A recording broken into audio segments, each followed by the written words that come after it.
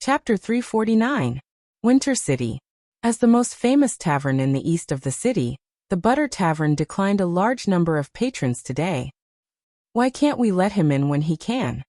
At the entrance of the tavern, a young drunkard who was stopped by the waiter pointed at the guest who had just been ushered in and questioned. The waiter politely explained, "I'm really sorry, but that gentleman has an invitation." "So your tavern is booked today?" "Yes." The drunkards immediately clamored to vent their dissatisfaction, but no one dared to rush in. As regular customers of the Butter Tavern, they all knew that the tavern had a deep background. It was said that the owner of the tavern had a close relationship with the noble in the castle at the top of the mountain. In this way, who would dare to cause trouble here? Did they not want to survive in the northern frontier? When the drunkards dispersed, the tavern welcomed two dark-skinned guests. The two of them looked similar, and were obviously brothers. Moreover, this kind of dark skin showed that the two of them had been running around for a long time. Coupled with the unconcealable rich but vulgar temperament, the waiter basically judged that the two of them should be traveling merchants all year round, and were most likely tonight's guests. Sure enough, one of them took out an invitation and handed it to the waiter. The waiter glanced at it and immediately respectfully opened the door. "Welcome, Mr. Oliver, Mr. Olma." The Oliver brothers immediately walked into the tavern. There were already hundreds of guests gathered inside. Looking around, Oliver found that they were all familiar faces. "Mr. Oliver." Before the two of them could familiarize themselves with the environment, a bunch of people rushed up to greet them. Oliver seemed to have expected such a scene. He immediately put on airs and put on a reserved smile to deal with the people who came forward. Oliver was actually not the organizer of this northern frontier merchant gathering, and the Tulip Chamber of Commerce was not the most powerful force in the northern frontier. Especially after the Oman family suffered a great change, the merchants who knew the ins and outs of the Tulip Chamber of Commerce were no longer optimistic about it. However, this situation suddenly took a 180-degree turn recently. The reason was simple. The merchants discovered that the unknown new president of the Tulip Chamber of Commerce, Mr. Oliver, was actually familiar with Count Angeli. In fact, there were rumors that Oliver and Count Angeli were close for a long time.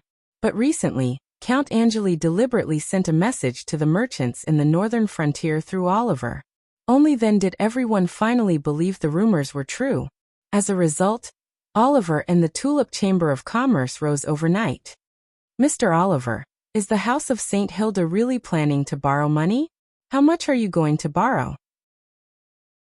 "Mr. Oliver, will Count Angeli go to Silver Moon City this year to purchase food?" Oliver asked. "Mr. Oliver, can we ask Count Angeli to increase the tax exemption for the giant demon empire?" "Mr. Oliver." All sorts of questions came at him, and Oliver didn't know how to answer for a moment. He could only put on a polite smile on his chubby face and pretend that he didn't hear the crowd's questions clearly. He just kept shaking hands with the merchants around him and greeting them. Ding ding.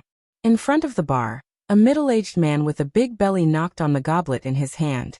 He waited for everyone to focus on him before he said in a clear voice, "Everyone, your enthusiasm is scaring Mr. Oliver, so please restrain yourself." Only then did the crowd around Oliver disperse with a smile. To be able to make so many merchants so obedient, this middle-aged man obviously had an extraordinary identity. "Mr. Arnold." Oliver took a few quick steps to the front of the bar and shook hands with the man. "Thank you for inviting us to this event." This Mr. Arnold was the organizer of this merchant gathering and the owner of this butter bar. Of course, his more prominent identity was the president of the Northern Wind Chamber of Commerce. This Northern Wind Chamber of Commerce had always had a close relationship with the House of St. Hilda. There were even rumors that this Chamber of Commerce was actually funded and established by the House of St. Hilda.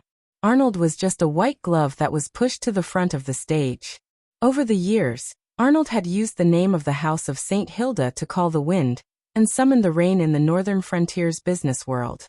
Now that he was establishing the Northern Frontier Merchant Union, Arnold naturally had hundreds of people responding to his call. Almost all the merchants in the northern frontier were present. "Mr. Oliver, Mr. Olma, it is my honor to be able to attend this event. Please take a seat and have a taste of the champagne that I have treasured for many years. Our meeting will begin soon." The Oliver brothers smiled and agreed. They were then led to a round table near the front and sat down. After Arnold's interruption, the merchants came to their senses. This meeting was mainly to discuss the establishment of the Northern Frontier Merchant Union, and not the lone gathering of the House of St. Hilda.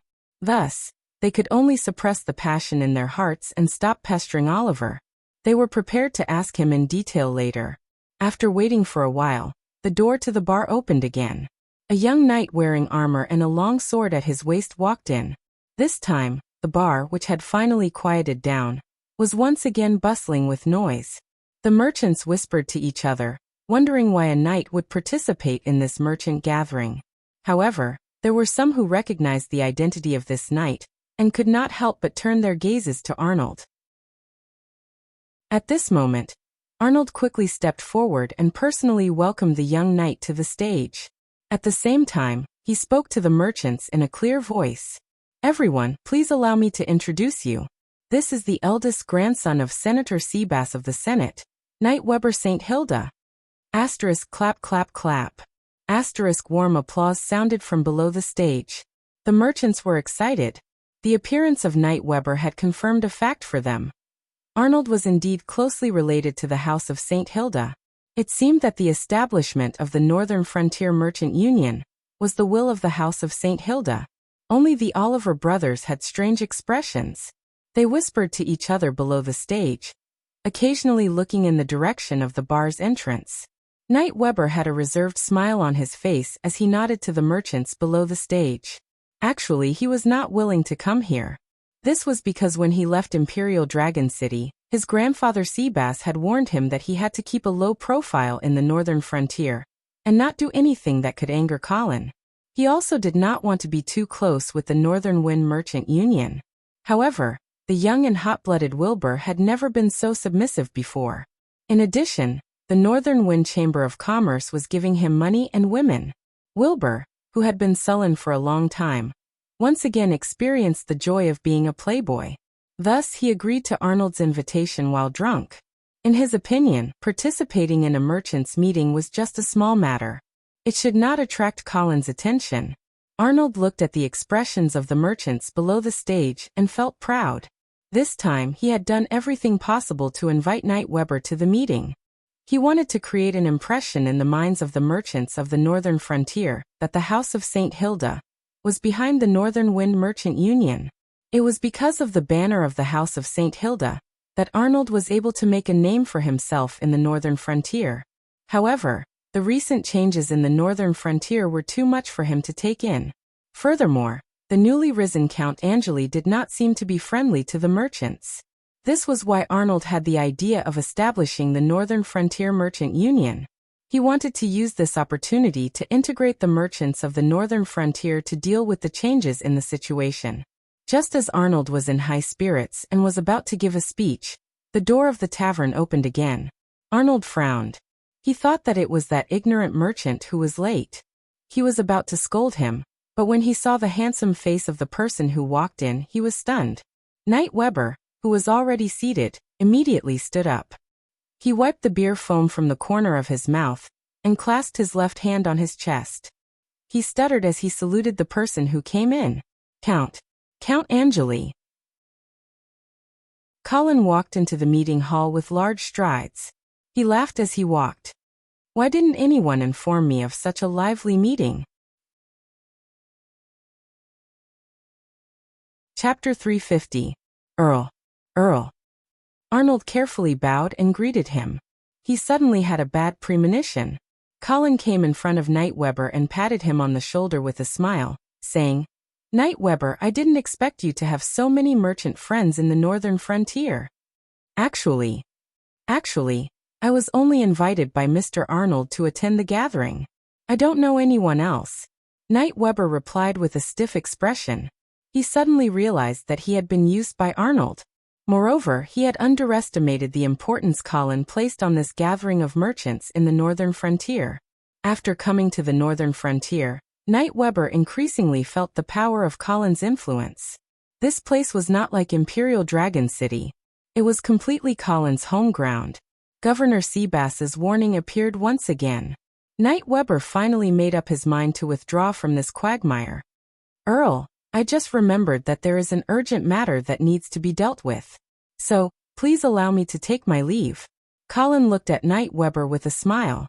Seeing that the other party was afraid, he could not help but feel a little regretful.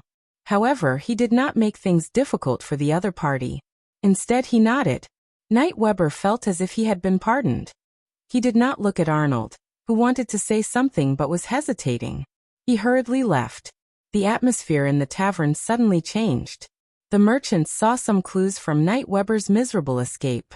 They immediately realized that Arnold did not really obtain the support of the House of St. Hilda. At least, the true ruler of the House of St. Hilda, Earl Angeli, was not on Arnold's side. Arnold's heart was in a mess. He did not know what to do. In fact, it was not that he did not consider Colin's attitude. As a merchant who had been in the northern frontier business for decades, Arnold naturally knew the changes in the northern frontier like the back of his hand. Colin's rapid rise caught many people off guard, but Arnold had long noticed this new noble of the northern frontier, who was highly appreciated by the Duke of St. Hilda and Marquis Garcia. It was just that Colin had unwittingly stood on the opposite side of the northern frontier merchants due to the Troll Empire's terms of trade and the suppression of food prices. Arnold had also gritted his teeth at Colin for a while, hating him for cutting off his source of income. However, after Vera succeeded in inheriting the Dukes of the North, especially after Governor Seabass bowed his head and admitted defeat, Arnold had no choice but to accept reality and take the initiative to get closer to Colin. First, he sent an expensive enchanted armor to Colin through Senator Seabass as a way to test him. The results were pretty good. Colin received the armor and wore it many times in public. As a result, Arnold let down his guard and thought that Colin had no ill intentions towards the Northern Wind Chamber of Commerce. Who would have thought that the other party would suddenly turn up today without an invitation, and with a menacing look on his face? This time, Arnold was caught off guard. Mr. Arnold. At this time, Colin turned around and smiled at Arnold, who was standing stiffly at the side. I hope you don't mind that I came uninvited this time. Of course not. It is my honor to have you at the butter bar. Arnold felt bitter in his heart, but he could only pretend to be flattered on the surface. Colin smiled faintly and said, Actually, I'm only here to say a few things. I'll leave after I'm done. I won't disturb your gathering. Okay, please speak. Arnold had no choice but to sit down obediently and pass the podium to Colin. Of course, Colin would not be courteous and said loudly, Everyone, I believe that you have already heard the news from Oliver. The House of St. Hilda is prepared to collect food from all of you by means of loans. I know that you have hoarded a large amount of food and are prepared to take advantage of the rising food prices during this famine to make a fortune. To be honest, I was prepared to collect these food for free. As soon as he said this, the whole place was in an uproar. But immediately, the merchants shut their mouths under Colin's cold gaze. They knew that if they really angered this person in front of them, collecting food for free would really happen. After all, the entire northern frontier was in the hands of Colin and his wife. Even the various lords did not dare to make a sound. What could these merchants without an army dare to do? Colin took in the reactions of the crowd and did not pay much attention to these merchants who were angry but did not dare to speak up. He said this because he wanted to lower the expectations of the merchants, so that the following measures would not cause too much of a backlash. However, the benevolent Duke is compassionate and is not willing to take such extreme measures. Colin pushed Vera to be the good guy while he played the role of the bad guy. Sure enough, the merchants immediately praised the Dukes of the North. Colin stretched out his hand and gestured for the crowd to quiet down. He then continued, However, don't think that you can use this method to make money. I can tell you frankly that in a few days' time, I will personally go to Silvermoon City to purchase food. At that time, a large amount of food will enter the northern frontier market, just like last year. Even if the price of food wants to rise, it will not be able to. Also, don't think about going to the half-elf kingdom to purchase food and hoarding it, because I have already reached an agreement with Queen Aisha. The half-elf kingdom will only sell food to the House of St. Hilda. The merchants looked at each other, and their hearts were beating fast. However, they still believed in Colin's words. After all, the half-elf kingdom's food last year was all bought by Colin alone, and Queen Aisha had even sent the Silvermoon Guard to help Colin guard Icestone City. Therefore, there was no need to doubt Colin's control over the half-elf kingdom. Colin looked at the anxious merchants, and his tone softened a little. Therefore, if you don't want the food in your hands to rot in the warehouse, then you should take this opportunity. This time, the House of St. Hilda will be publicly collecting food. Everyone who is willing to lend their food to the House of St. Hilda will receive a bond of equivalent value. Colin clapped his hands as he spoke. Then a group of attendants filed in and distributed the bond samples that they had prepared. Arnold also received one, and discovered that this so-called bond was made of an unknown material. It was a bit like papyrus but thinner, whiter and smoother. The value of the bond was written on the paper. It ranged from £1, £5, £10, to £1,000. Moreover, it also stated that the maturity of the bond was 3 years later, and that there would be an interest of 8% per year. Actually, this was a bond that Colin had designed based on the paper money on Earth to be used as a shadow currency. Colin waited for everyone to receive the bond samples before emphasizing. Anyone, take note, anyone who comes to Lion's Roar Fort with these bonds on the due date can exchange them for food of the same value. Of course, there will also be interest during this period.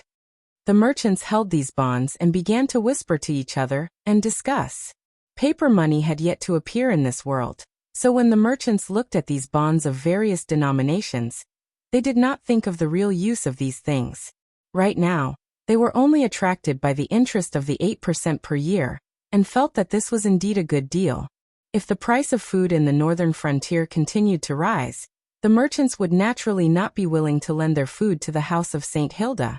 However, Colin had clearly expressed his determination to stabilize the price of food, so the merchants naturally began to calculate the gains and losses.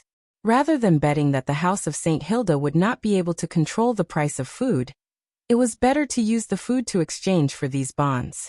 At least this was a business that was guaranteed to be profitable. If they continued to hold on to their food and go against the House of St. Hilda, they would definitely offend this murderous Count Angeli in front of them. They were also clear that this young count did not rely on marrying the Dukes of the North to obtain his title. He had truly killed his way through the ranks. It could be said that his road to becoming a count was paved with blood and corpses. Count Angeli, please rest assured. Our Northern Wind Merchant Association will definitely take out all of our food and exchange it for these bonds. Arnold was the first to express his stance. This fellow was now only thinking of how to curry favor with Colin, not to mention that this business would not cause him to suffer a loss. With Arnold taking the lead, the rest of the merchants also began to shout out, expressing their willingness to lend their food to the House of St. Hilda. Colin nodded with satisfaction. In fact, he was also clear that although there was profit to be made, it was impossible for these merchants to really take out all of their food. It was estimated that many of them wanted to take out a portion of their food and wait for the situation to develop before considering whether they should continue to use their food to exchange for bonds.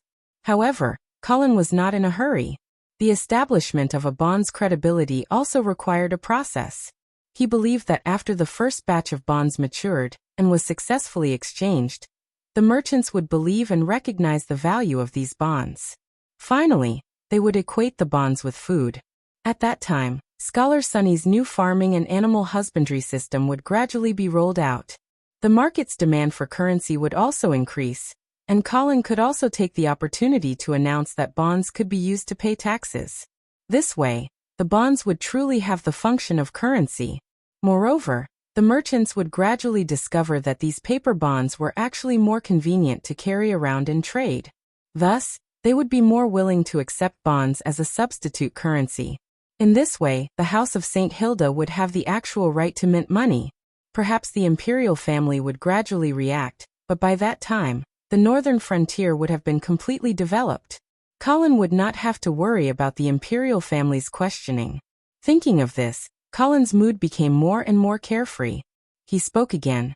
Thank you for everyone's support. Now I'll talk about the second matter. He looked around and finally stopped his gaze on Arnold's face. He said with a smile, "Don't worry." He smiled and said, "I'm preparing to establish a Northern Frontier foreign trade company. If everyone is willing, they can invest in it." Chapter 351. The Northern Frontier Foreign Trade Company? Hearing such a new term coming out of Colin's mouth, the merchants were confused and looked at each other in dismay.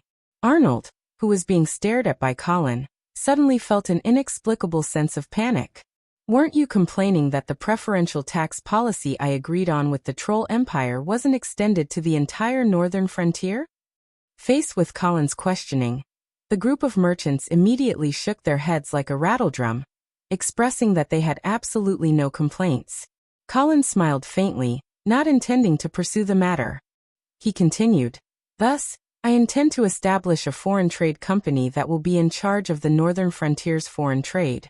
From now on, apart from this company, no individual or merchant group on the Northern Frontier will be allowed to engage in foreign trade."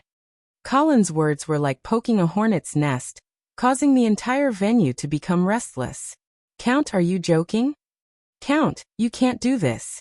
Count, you'll ruin the business world of the Northern Frontier." At this moment, the merchants no longer cared about the difference in status, and all expressed their opposition to this proposal. After all, the profits from foreign trade were plentiful, so how could the merchants give it up? For these benefits, they would be willing to go to the gallows, let alone resist Colin. Colin calmly extended his hands and gestured for the merchants to calm down.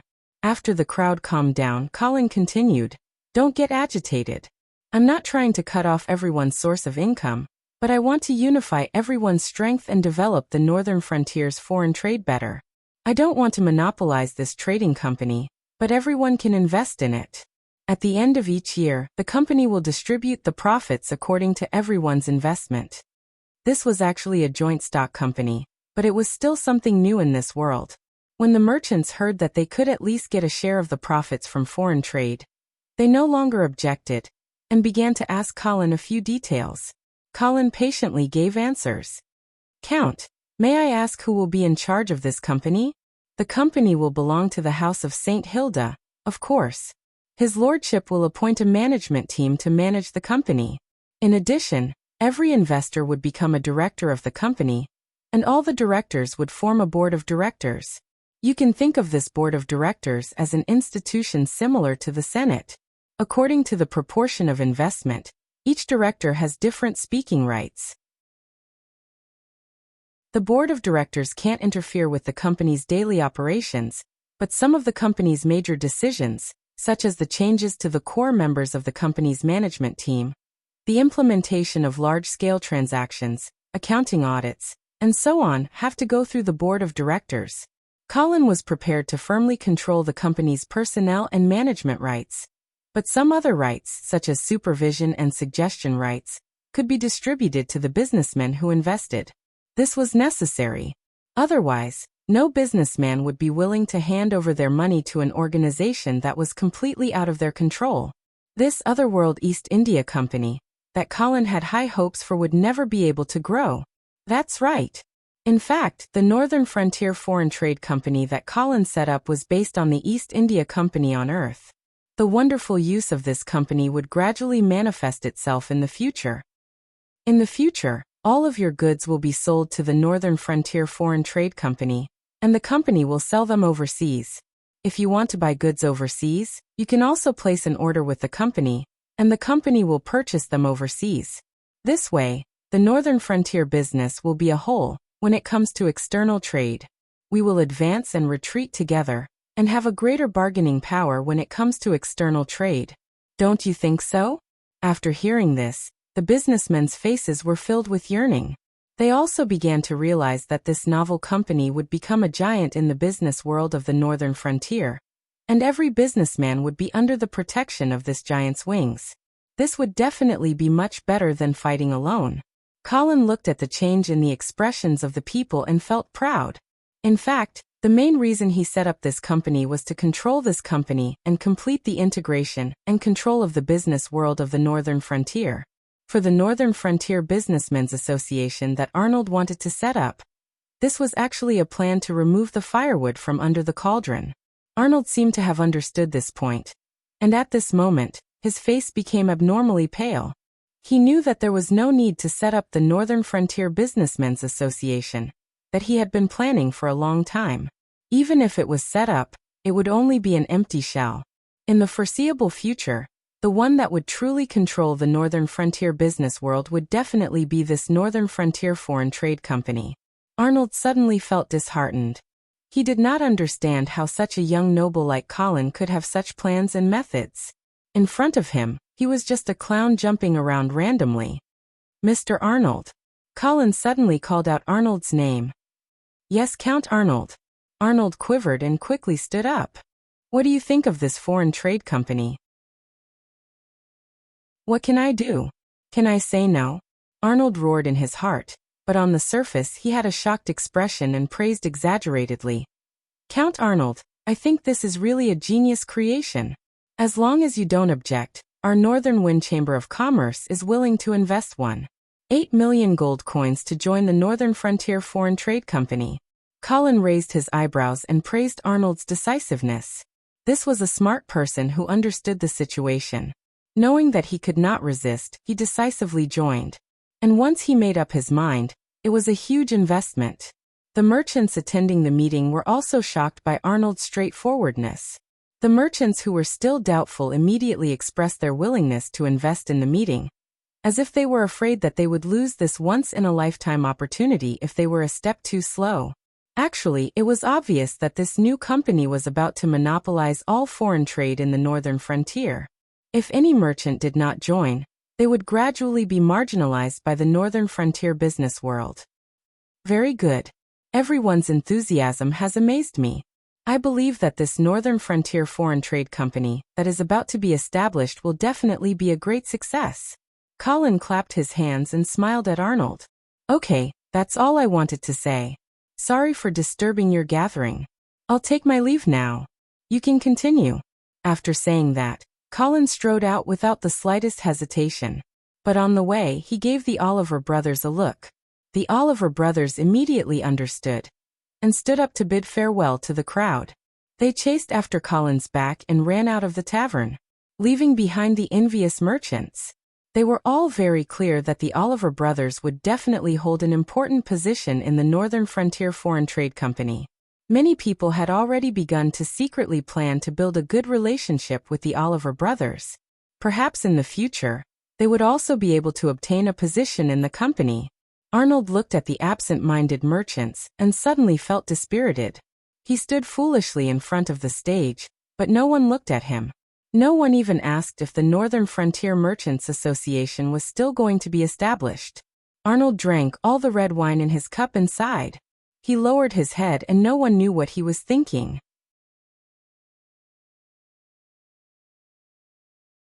Chapter 352. Under the bright moonlight, Colin left the Butter Tavern and returned to the Lion's Roar Castle. Oliver and his brother followed closely behind and entered the castle's study. The three of them took their seats, and the maid quietly served them drinks and desserts before leaving quietly. Colin took a sip of his coffee and smiled at the two slightly reserved men. Now do you know why I'm looking for you? Oliver quickly straightened his back, suppressed the excitement in his heart, and nodded. Yes, Sir Count, I can roughly guess. Colin looked into Oliver's eyes and said in a deep voice, Originally, I wanted to force you to be the president of the Northern Frontier Merchants Association. But later on, I came up with a better plan. Therefore, I'll leave that association to Oliver. As for you, after the Northern Frontier Foreign Trade Company is officially established, His Lordship will appoint you as the company's general manager and be in charge of the company's daily operations. Although he had already guessed it in his heart, Oliver was so excited that he almost could not control himself after hearing Colin's confirmation. He patted his chest loudly and expressed his determination to Colin. Thank you, Sir Count, for your trust. I will definitely do my best to manage this company for you and the House of St. Hilda. Colin nodded with satisfaction and continued. I have already discussed with Count Oman. The Tulip Chamber of Commerce will be incorporated into the new company, and all the assets of the Chamber of Commerce will be converted into company shares. This way, you will also have a seat on the board of directors. Yes, Oliver nodded.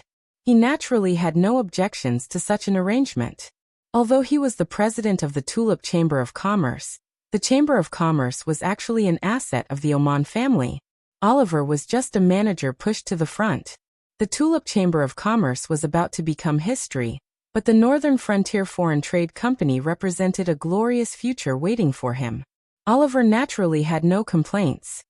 Sir Count, there is a question I don't know if I should ask. After the initial excitement, Oliver carefully asked. Colin seemed to see through Oliver's doubts and asked, "Are you worried about the board of directors?" "Yes." Oliver nodded. "Sir, Arnold has a lot of assets and a high reputation in the northern frontier. If he robs a large number of businessmen to invest in our new company, will the board of directors fall under his control?" Colin glanced at Oliver and asked in a questioning tone. "If Arnold can rope in other merchants, can't you do the same? Don't tell me that your prestige isn't as high as Arnold's. With my support, your influence in the northern frontier's business world is definitely not lower than Arnold's. What's more, you also have the right to make suggestions for the management team of the new company. If you make good use of this, you will definitely be able to attract a large number of northern frontier businessmen. If you can let Arnold control the board of directors like this, then you deserve to be held back by him in the future." When Oliver heard this, he hurriedly declared loudly, "Lord Count, please rest assured. I will definitely make good use of the new company's management team and rope in a group of powerful northern frontier businessmen. I will definitely not let the board of directors fall into Arnold's hands." Colin's expression softened slightly as he encouraged, "Don't worry and do it boldly. Don't let me down." In fact, even if Oliver's funds were not as good as Arnold's, Colin still had a way to back him up. The House of St. Hilda, the Angeli family, the Schultz family, and the half-elven Royal Miller family could all provide financial support when Colin needed it. Moreover, Colin still had 2 war reparations in his hands. One came from the Troll Empire, and the other came from the Menham family. This was a huge sum of more than 10 million gold coins. No other company could take out so much liquid capital at once. Right now, the Northern Frontier Foreign Trade Company was only in its embryonic form. Although many far-sighted businessmen could see its potential, they were definitely not as confident as Colin. Therefore, the businessmen would definitely not invest too much. Colin was confident enough to control the board of directors. He controlled the company's management team and the board of directors. This way, the Northern Frontier Foreign Trade Company would not be able to escape from Colin's hands. With this as a starting point, Colin would be able to integrate and control the Northern Frontier business community. He could even use it as a special weapon for external expansion. That's right, Colin was prepared to teach the people of this world a lesson. He wanted them to know that war was not only a form of military invasion, but also an economic invasion. It was harder to detect, but its destructive power was definitely not inferior to a military invasion. After explaining to Oliver, Colin turned to look at Olma, who was sitting at the side. Olma saw Colin's gaze and hurriedly revealed a flattering smile. Colin also had arrangements for Oliver's brother. He smiled and said, "Mr. Olma, I'm going to set up a charity foundation. I wonder if you're willing to help me manage it." Olma originally thought that he could take advantage of his younger brother and become an executive of the Northern Frontier Foreign Trade Company. However, he did not expect Colin to have other arrangements for him. However, Olma was confused as to what this charity foundation was. Although he did not understand, Olma definitely would not reject Colin's request. He immediately replied loudly, "Of course, Your Excellency, I'm willing to serve you with any requests." Colin nodded in satisfaction. He seemed to have thought of something, and his gaze became extremely deep. "Very good. This charity foundation is not a profit-driven organization, but its importance is no less than that of the Northern Frontier Foreign Trade Company." Olma perked up and immediately asked, "Your Excellency, what is the main purpose of this charity foundation?" There have been many wars in the northern frontier in the past 2 years, creating a large number of people who need help. For example, farmers who have lost their fields, disabled veterans, elderly people who have no one to take care of them, homeless children, and so on. The Church of Glory's help alone is not enough for these people. That's why I want to set up this charity foundation to help these poor civilians. Your Excellency, your benevolence is more dazzling than the sun. Olma praised loudly before carefully asking. However, how should we settle the source of funds for the charity foundation? The foundation accepts donations from anyone. Nobles, merchants, and even rich farmers can contribute to this. However, these donations alone are not enough. Therefore, the foundation needs to issue a welfare lottery. Welfare lottery. Olma repeated this new term and waited for Colin's explanation. That's right. Colin picked up a piece of paper from the desk and handed it to Olma. At the same time, he explained, "This is the template for the welfare lottery. It's made of special paper and cannot be counterfeited. There's a string of numbers written on it, and the price is 10 copper coins." Colin gave a general explanation of the distribution method of the lottery. The two brothers, who had been in the business world for many years, immediately realized the business opportunity. Olma's eyes lit up as he praised, "Your Excellency, this is really a genius idea. I'm sure that the welfare lottery will definitely be popular in the northern frontier and raise a lot of money for the charity foundation." Colin smiled faintly and accepted Olma's flattery. However, he believed that the two brothers in front of him would not understand the true meaning behind his charity foundation. His move was actually targeted at the Church of Glory. Why did the church have such great appeal among the people? The quota to be baptized as a knight was too precious, and had nothing to do with the civilians. On the other hand, the promise of entering the kingdom of heaven after death was too illusory and intangible. As for the protection of God, there had not been any miracles in this world for thousands of years. The reason why the Church of Glory could have such great influence among the people, other than providing spiritual sustenance for the civilians, there was another very important reason: charity. The tithes collected by the church, other than to maintain the normal operations of the organization, were mostly used to relieve the civilians at the bottom. To the civilians, this was a real benefit and the most important reason why they believed in the God of Glory. In Colin's view, this was actually a welfare system. However, this welfare system was actually controlled by the church. It was no wonder that the Lord's prestige among the people at the bottom could not compete with the church. In order to support this welfare system, a large amount of money would definitely be needed. With the current situation in the northern frontier, if he rashly increased taxes, the people would definitely be angry. Of course, Colin would not be so unwise. Therefore, he thought of using the lottery to accumulate wealth. Of course, the lottery was also a kind of tax, an IQ tax.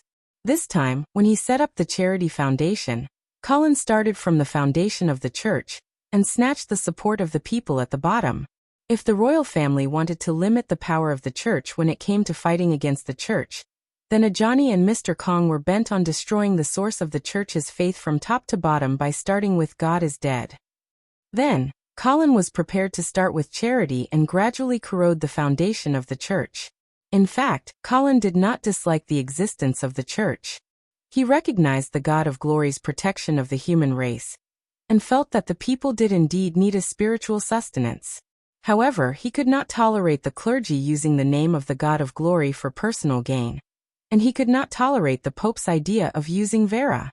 Since he would have to face the church sooner or later, Colin wanted to prepare early. Moreover, building a welfare system that he could control was actually part of Colin's plan to centralize power. Yes, centralize power. In Colin's opinion, the current feudal system in the Empire of Light was actually very inefficient and had a great risk of internal friction. It was far more convenient to rule than a centralized system. Of course, there were still many things that needed to be done in order to establish a centralized ruling system. Colin was currently laying some foundation. Colin would certainly not talk about these things with the two businessmen. Even Vera would not know that Colin had such a crazy idea in his mind. Well, you can go and prepare yourselves. Let me know if you need anything. Yes, Earl.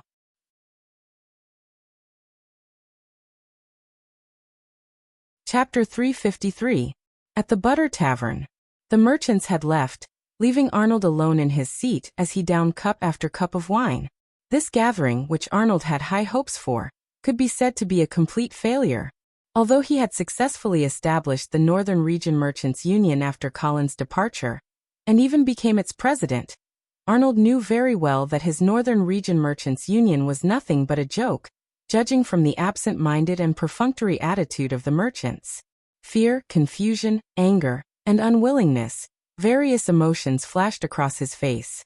This merchant who had once commanded the winds and rains of the northern frontier, was now exuding an indescribable desolation. With a creak, the tavern door opened. Arnold squinted his eyes and looked back, only to see Nightweb walk in. "Since you left, why did you come back?" Arnold's tone was full of unconcealable mockery.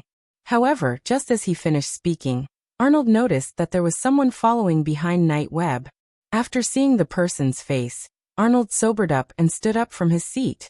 He bowed and said, "Earl of Avon, I didn't expect to see you in chilly Winter Castle." The Earl of Avon laughed as he walked in and said, "Why? Am I not welcomed at the northern frontier?" "Of course not. I'm just surprised." Arnold poured a cup of wine for the Earl of Avon and asked, "Are you going to the northern frontier?" The Earl of Avon was attracted by the wine on the table. He didn't answer Arnold's question. Instead, he lifted the wine cup and sniffed it before taking a sip. He closed his eyes and savored the taste for a long time. Finally, he exhaled deeply and praised, "Not bad. The wine of the Wince Manor won't disappoint." Arnold hurriedly flattered, "Lord Earl, you really are someone who understands wine. I still have a lot of treasures in my wine cellar. If you are willing, I would like you to appraise them for me." The Earl of Avon raised his eyebrows, looking very tempted.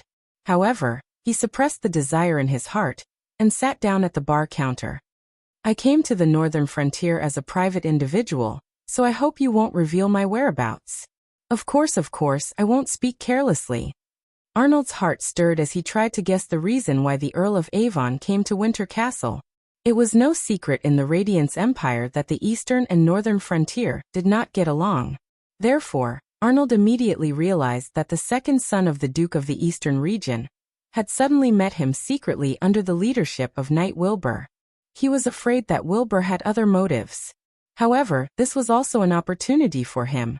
What happened tonight made Arnold understand that Count Angeli was determined to take over the business world of the northern frontier. Unfortunately, the representative of the business world that Count Angeli wanted was not him. This disappointed Arnold and angered him. However, the appearance of the Earl of Avon gave him a glimmer of hope. While he was thinking, the Earl of Avon had already finished the wine in his glass. Arnold hurriedly continued it himself. At the same time, he heard the Earl of Avon say, "I heard that Count Angeli wants to set up a foreign trade company in the northern frontier?" "Yes, Lord Earl." "Then, Mr. Arnold, do you intend to invest in this company?" "Of course. Lord Earl, I have to join. Otherwise, it won't be long before my name is no longer heard in the business world of the northern frontier." The Earl of Avon nodded and expressed his understanding, but at the same time he suggested, "Mr. Arnold, I don't know much about the specific operation of this new company. However, I think you can start from the board of directors that is similar to the Senate." Arnold rolled his eyes and said, "You mean I can try to control the board of directors?" "Yes. You can give it a try.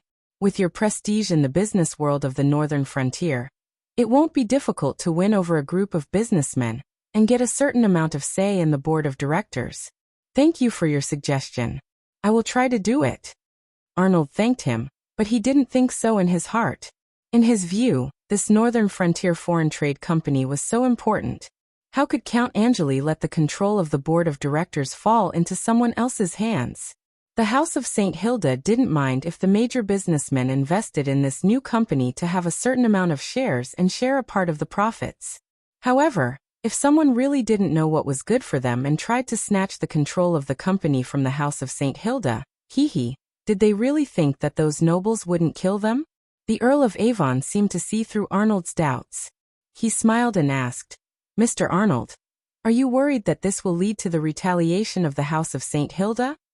Arnold looked at the young face of the Earl of the Eastern Region and thought about his current awkward situation and gloomy future.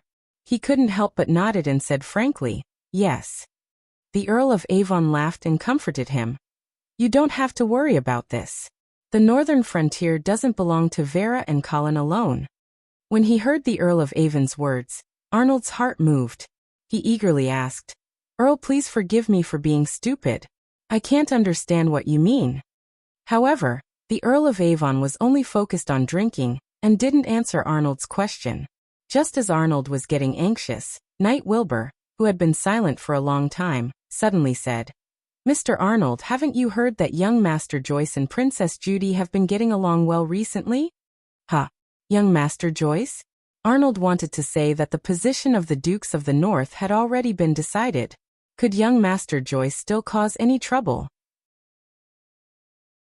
However, Arnold immediately realized that if young Master Joyce could really marry Princess Judy and get the support of the royal family, then he might really be able to get out of the current awkward situation.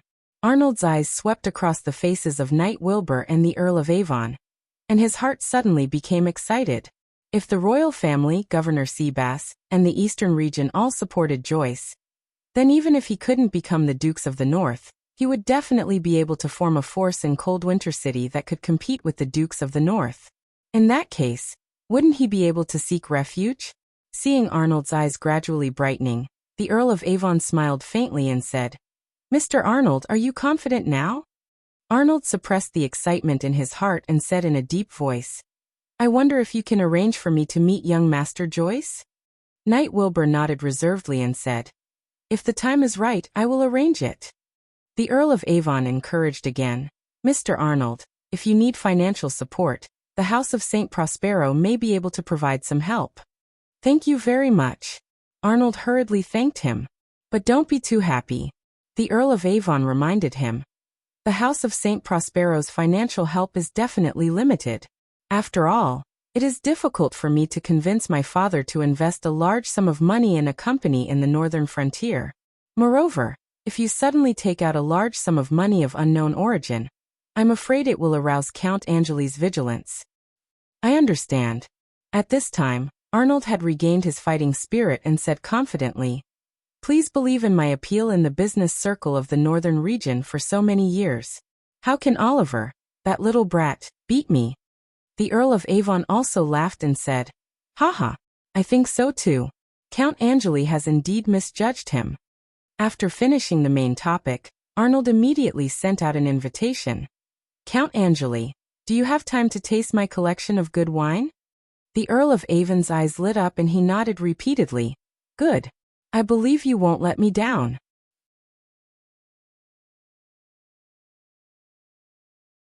Chapter 354. At the beginning of September, the weather in Winter Castle was already a little cold. The early autumn breeze swept across the lush green plains, bringing with it a hint of bleakness. Winter Castle was actually a place with mountains and water, but this water area was not in the city, but outside the city. Therefore, it could barely be described as a crouching tiger and coiling dragon. Colin left Winter Dungeon and traveled south for about 10 kilometers before he saw Agate Lake. A gentle breeze passed over the Agate Lake, stirring up layers of ripples. Carps of various colors were swimming freely in the lake, but they were immediately frightened by the sound of horse hooves by the lakeside. They scattered and disappeared into the bottom of the lake. After walking along the lake for a while, the outline of a manor appeared in front of them. Colin did not speed up. Instead, he leisurely admired the scenery by the lake. Not long after, the group entered the manor of the House of St. Hilda by Agate Lake. Colin asked the servant who was leading the horse, Where are the two princes? Earl, the two princes are learning horsemanship at the racecourse. Colin nodded, turned the horse around, and rode towards the racecourse. Actually, as the teacher of Prince Harrison and Princess Judy, Colin should be the one teaching them horsemanship. However, Colin was too busy to have the time. Therefore, he let the instructor of the House of St. Hilda do it for him. At least in Colin's opinion, the instructor of the House of St. Hilda was actually more suitable than him to teach the two princes. When he arrived at the racecourse, Colin saw a few thin but vigorous figures galloping on the grass from afar. Colin sat down in the pavilion, and the young maidservant hurriedly served him freshly squeezed orange juice and a small plate of ice. It was the end of summer. Although it was already cold, Outdoor sports were still hot and stuffy. Colin poured the ice into the cup and sipped it. Teacher. The two princes also noticed Colin's arrival and waved at him from afar. Colin smiled and waved back at them. However, he noticed that other than the instructor, Prince Harrison and Princess Judy, there was another one in the racecourse, Joyce. He immediately narrowed his eyes. Seeing that Colin had arrived, the instructor tactfully ended today's lesson as soon as possible. The three princes jogged to the pavilion and bowed to Colin. Joyce was the last to arrive. He looked at Colin somewhat evasively.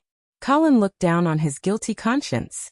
To be honest, among the three sons of the previous Duke of St. Hilda, Colin had the deepest impression of Charles. Originally, he also appreciated the eldest son of the Duke the most. Unfortunately, because of his resentment towards his father, he actually wanted to collude with the trolls and betray the northern frontier. In the end, he was seen through by Colin and turned into a blood slave. Colin had only met the second son, Adams, once. However, at that time, Adams had directly received a boxed lunch. Therefore, Colin did not have much of an impression of him. As for the youngest son, Joyce, Colin now felt that it was more and more difficult for this kid to become a great person. This was not because Joyce had tried to compete with Vera for the position of the Dukes of the North. Colin was afraid of him and deliberately looked down on him. It was because this kid's performance was really not smart enough in Colin's opinion. What was Joyce trying to do by pursuing Princess Judy so eagerly? Did he really think that if he married Princess Judy, he would be able to change his life? Moreover, he did it so obviously and without any concealment. Did he really think that Colin was blind? In fact, if Joyce could honestly stay in the Lion's Roar castle and eat and play, Colin was willing to give him a plain and stable life for Vera's sake. However, if he was not willing to be stable and wanted to jump around randomly, then he could not blame Colin for being ruthless. Teacher, you are really incompetent. Judy's clear and slightly spoiled voice pulled Colin back to reality. The Empire's princess was wearing a tight suit that was convenient for riding a horse today. Her soft hair was tied into a ponytail, and when she trotted over, it was very cute. How am I incompetent? Colin lazily leaned on the recliner and asked with a smile. You don't teach us equestrian skills personally. Didn't I find a more suitable instructor for you guys? Everyone has their own strengths, and I can't teach you everything. Then what are you really good at? I'm good at beating bad guys. Beating bad guys. Princess Judy took the towel handed by the maid, and was stunned for a moment. Then she smiled and shouted, Then I also want to learn how to beat bad guys from you. Colin glanced at Judy, who had thin arms and legs, and deliberately made a disdainful look, and said, You'd better take a bath first and change your clothes. The little girl snorted, but still ran to take a bath obediently. Earl, then I will also take my leave first. Joyce immediately opened his mouth and said. Colin glanced at him lightly and nodded. Okay. When only Prince Harrison was left in the pavilion, Colin asked with a smile, Why don't you take a bath? After this period of contact, Prince Harrison could see that Colin was actually not difficult to get along with, so he was not as restrained as he was at the beginning. Teacher, I recently saw that the Bloody Cavalry is reorganizing their armaments. Are you going to battle again? Colin drank the cold and refreshing orange juice, shook his head and said, Not really. I'm going to the Half-Elf Kingdom, and the Bloody Cavalry will be the escort mission. So, teacher, are you here to say goodbye to us this time? Yes. Harrison was shocked, and then he plucked up his courage and asked, Teacher, can you take me with you? Colin wanted to refuse, but looking at Harrison's eager eyes, he smiled and said, If you can guess what I'm going to do, I'll take you with me. Prince Harrison scratched his head and pondered for a moment. Suddenly he had an idea and said, You are going to beat bad guys.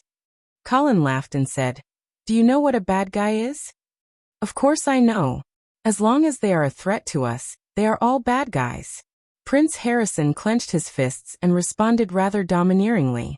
Colin looked at this prince with a smile, and asked, Then do you think there are bad guys in this agate manor? Prince Harrison seemed to be a little hesitant, but he still nodded and said, Yes. Who? Joyce. Colin narrowed his eyes and looked at Harrison carefully. Unconsciously, Colin's mouth slightly curved, and he asked again, "Why is he a bad guy?" "Because he wants to get something that doesn't belong to him." Colin put down the mug in his hand and sat up straight. This prince of the empire finally aroused his interest. So he reached out to hold Harrison's shoulder, stared into his eyes with bright eyes, and asked in a deep voice, "Well, since you think Joyce is a bad guy, then tell me, what should I do?" Prince Harrison trembled slightly under Colin's deep eyes, but deep in his heart, there was a strong impulse trying to break out of the shell. He knew that this was his teacher's test for him. Therefore, the young imperial prince growled in a childish voice, "Don't worry. Bad guys deserve to be punished." The smile on Colin's face became even brighter. He reached out to pinch Prince Harrison's shoulder and said in a bewitching tone, "Very well. Then let me see what you are capable of." Prince Harrison pursed his lips and nodded vigorously. "Teacher, I won't let you down." After saying that, Prince Harrison bowed and ran off. Colin looked at the other's departing figure, his eyes shining.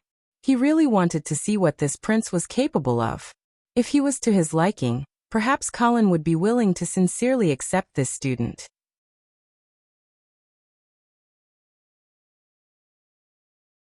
Chapter 355. The tranquil night shrouded the earth, and the chirping of insects embellished this quiet little garden with exuberant vitality. Colin looked at the bright moon in the sky and tasted the flower tea in his hand as he waited quietly. He was waiting for the surprise that Prince Harrison would bring him. He had come to Agate Manor this time for Joyce.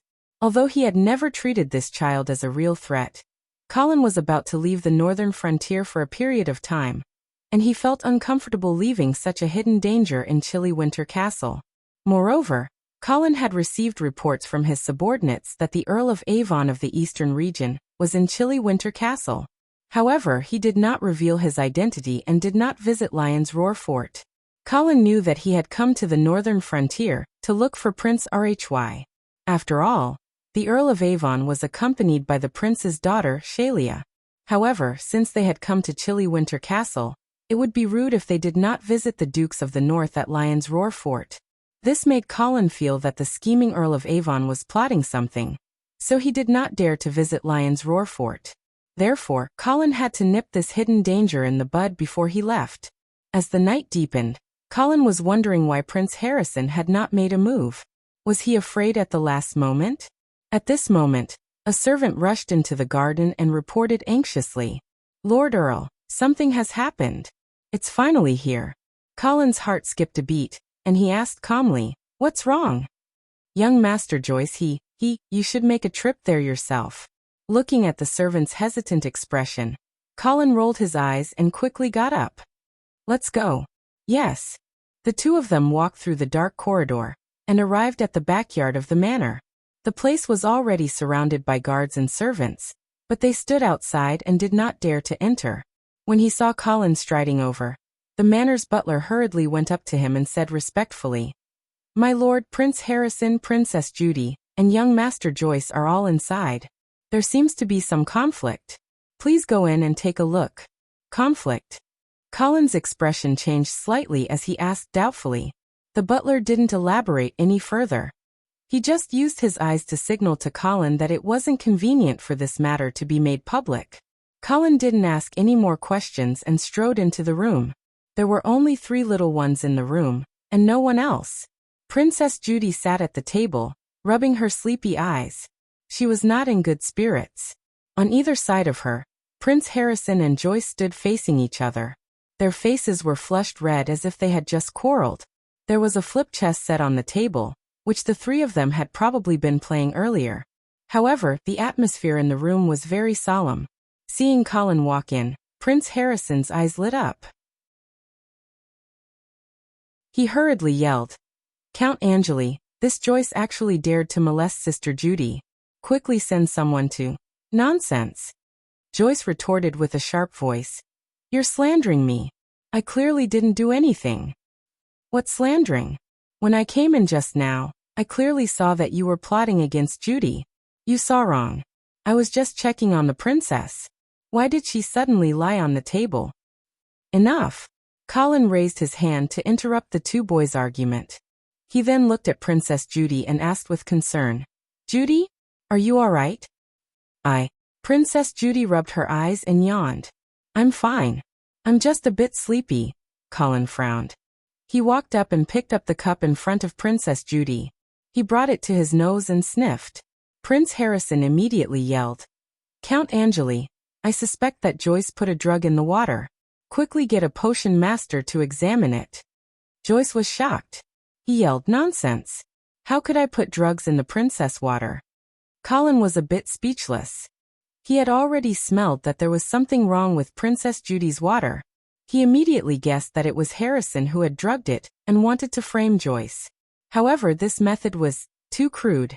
Well, he was still a child after all. It was difficult for him to come up with such a perfect plan. Colin was just thinking about how to help Prince Harrison smooth over this plan when he heard Prince Harrison yell again. "You still want to deny it? Count Angeli, quickly look at Judy's neck. There are traces left by this Joyce." Joyce was obviously surprised. Colin also blinked. Clearly, he didn't expect this kid to have such a trick up his sleeve. He immediately walked up to Judy and asked, "Judy, is there something wrong with your neck?" Princess Judy seemed to have realized that something was wrong. She rubbed her neck and said in a daze, "It seems a bit itchy." Colin pulled open Judy's collar and saw that there was indeed a red patch on her neck. Prince Harrison immediately yelled proudly, "Joyce, are you still going to deny it?" I didn't do anything." Joyce's face turned red. He yelled in a wrong tone, "Count Angeli, this is all Harrison's doing. You mustn't believe him." Prince Harrison was not going to let him go. He said step by step, "Joyce, it's obvious now. There's no point in denying it. You used the excuse of playing chess to trick Judy into coming here. Then, you put drugs in her cup. You wanted to take advantage of the situation to do something bad." "Nonsense. I didn't. Joyce just kept shaking his head in denial. He couldn't produce any concrete evidence to prove his innocence. Prince Harrison, on the other hand, had a smug look on his face. He seemed to think that he had obtained irrefutable evidence. Looking at this familiar scene, Colin suddenly thought of the similar framing incident that happened in the Holy Light Church in Imperial Dragon City. Perhaps this was what they meant by like father, like son. Of course, compared to the framing methods of Emperor Reinhardt and Empress Medela, Harrison's method was too naive and could be easily seen through. For example, the marks on Judy's neck. Colin had already seen some undetectable catkins on her collar. However, this method was enough to deal with a brat like Joyce. Looking at him now, it was obvious that he was panicking. "Count Angeli, quickly get someone to arrest this Joyce. How can he profane the princess of the royal family?" I didn't. Joyce gave a feeble retort. Tears were welling up in his eyes.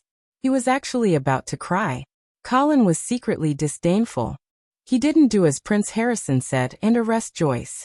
Instead, he said vaguely, "This matter needs to be investigated further.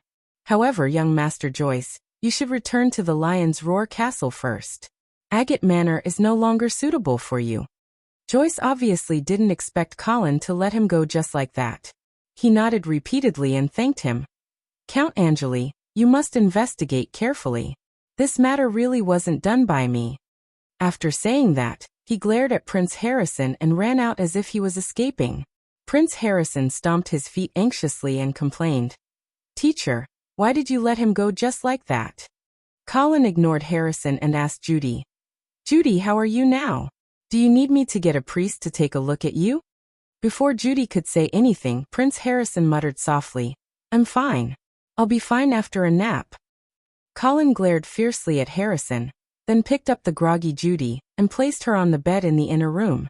After giving a few more instructions to the maidservant outside, he turned to Prince Harrison and said, "Don't worry.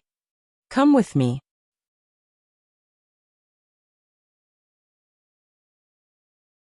Chapter 356. The night was getting darker. The hazy moonlight shone on the quiet forest path. Prince Harrison followed behind Colin with his head lowered. However, his cheeks were puffed up, and he looked a little indignant. "Do you feel that I ruined your plan?" Colin did not even turn his head. but it was as if he could already see Harrison's expression. Prince Harrison did not say anything in a fit of pique. He only nodded. Colin's lips curled up slightly, and he calmly said, "Do you know that sometimes it's best to carry out the plan halfway?" Prince Harrison raised his head in surprise, a look of confusion on his face. Colin suddenly stopped in his tracks. He stared at Harrison's pupils with a piercing gaze, and suddenly asked, "Princess Judy is allergic to catkins, right?" "Ah, what?" Harrison was shocked. He was caught off guard, and his eyes darted around. His words also became stammering. Colin chuckled and said, "You still want to frame Joyce like this? If you really make a big deal out of it, are you sure you won't reveal anything when you're questioned?" Harrison lowered his head, and he was also a little discouraged. He was probably dealt a blow. Colin did not say anything to comfort this overly immature prince of the empire. He only calmly continued, "Your framing method is too shallow, and there are too many loopholes. So, I'm actually letting Joyce go for your own good." "Are we going to let Joyce go just like that? But he's really annoying." Harrison mumbled softly. There was still a hint of indignation in his tone. Colin reached out to hold Harrison's shoulder. He stared into his eyes and said, "Harrison, remember, don't let your emotions cloud your mind at any time. That will only make you become extreme. And you might even forget your original goal." Harrison looked up at Colin and nodded as if he understood. Colin continued to ask, "Do you remember what our original goal was?" "Original goal?" Harrison thought for a while, and said, "It was to punish Joyce and make him stop trying to get close to Judy." "In that case, is there a need for us to convict Joyce?" Harrison looked at Colin in confusion, clearly not understanding what he meant. Colin explained with a smile, "Your story is full of loopholes. Although you can't fool me or most smart people, do you think Judy will believe you?" Harrison's eyes lit up as he finally understood. He said excitedly, "Of course. I understand, teacher. When Judy wakes up, I'll tell her everything that happened tonight. This way, she'll definitely hate Joyce and won't bother with him anymore." Colin nodded approvingly. "That's right. To us, Joyce is just a kid that we can easily manipulate. There's no need to ruin our reputation in order to frame him." Harrison finally understood what Colin meant, and immediately thanked him sincerely. "Fortunately, teacher, you stopped me. Otherwise, if this matter really blew up, the royal family and the House of St. Hilda would send people to investigate. I'm afraid that would be really troublesome." Colin smiled faintly and leaned closer to Prince Harrison. His eyes flickered with a cold light as he said, "Don't worry. Furthermore, although we can't convict Joyce, we can still destroy him." Prince Harrison's eyes lit up, and he quickly asked, "Really? Teacher, what should we do?" "To destroy a person, you don't have to convict him or destroy him physically. You can also start with his reputation." "Reputation?" "Yes. Tonight's matter will definitely spread among the servants. They don't know what happened, but they must have guessed something. If you pretend to be indignant at this time and deliberately reveal some things. Plus, Joyce left Agate Manor overnight and fled back to Lion's Roar Castle.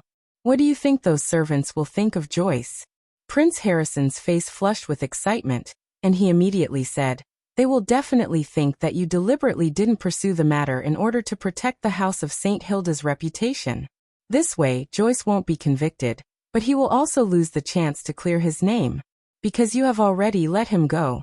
No one will investigate this matter thoroughly, and they won't be able to find the loopholes in the story. Even if Joyce wants to clear his name, he won't be able to do it." Colin nodded with satisfaction. He felt that Harrison's comprehension was not bad. Although he was still a little immature, he already had some qualities that an old silver should have. Perhaps this was hereditary? "You should know what to do next, right?" "I know, teacher." Prince Harrison nodded confidently. "Please don't worry, I won't let you down this time. It won't be long before Joyce's reputation becomes unbearably bad. He won't be able to get close to Judy anymore." Colin nodded with satisfaction and said, "All right, it's very late now. Go back and rest." Prince Harrison didn't leave. Instead, he nervously asked, "Teacher, then can I go to the half-elven kingdom with you?" Colin smiled and nodded. "All right, I'll bring you along when I go to Silvermoon City. Thank you, teacher. Harrison shouted excitedly. Then he bowed and left happily. Looking at Harrison's bouncing back, Colin shook his head with a smile. He was still too immature. All his emotions were written all over his face. Colin didn't have much of a psychological burden to teach his students such dark things. Although Harrison was indeed young, he was destined not to be seen as an innocent child with his status.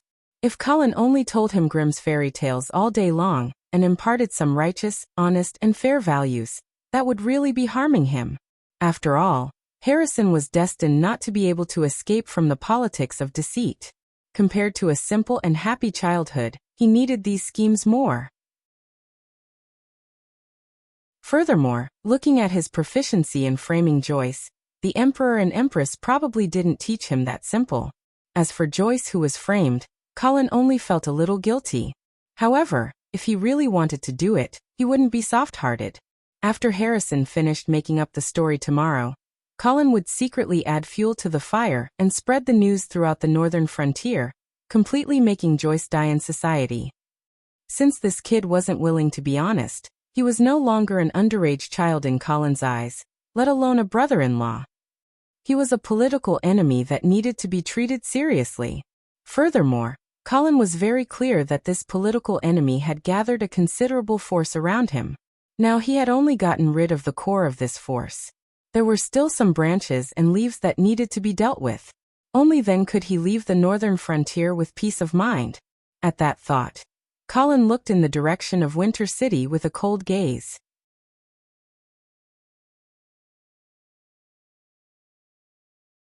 Chapter 357. Winter City. When the Earl of Avon walked into the dining hall in the morning light, he saw that Shalaya had finished her breakfast and was wiping the corners of her mouth. "Good morning, Shalaya. Why are you dressed so formally today?" Shalaya was wearing a red off-the-shoulder dress today. Her hair was tied up high, and a sapphire necklace hung around her slender and fair neck. She looked elegant and beautiful. She smiled at the Earl of Avon and said, "Good morning, Evan. I'm going to visit the Duke of St. Hilda at the Lion's Roar Castle today." The Earl of Avon frowned slightly.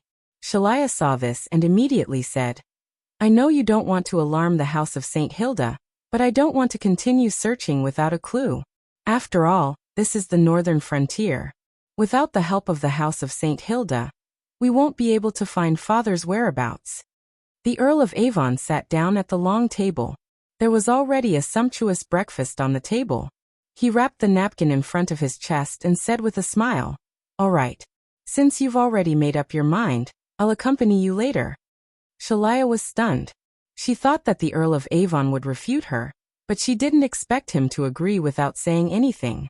The Earl of Avon saw his fiancée's stunned expression and said with a smile, "But I still have to remind you that the House of St. Hilda might not be willing to help us.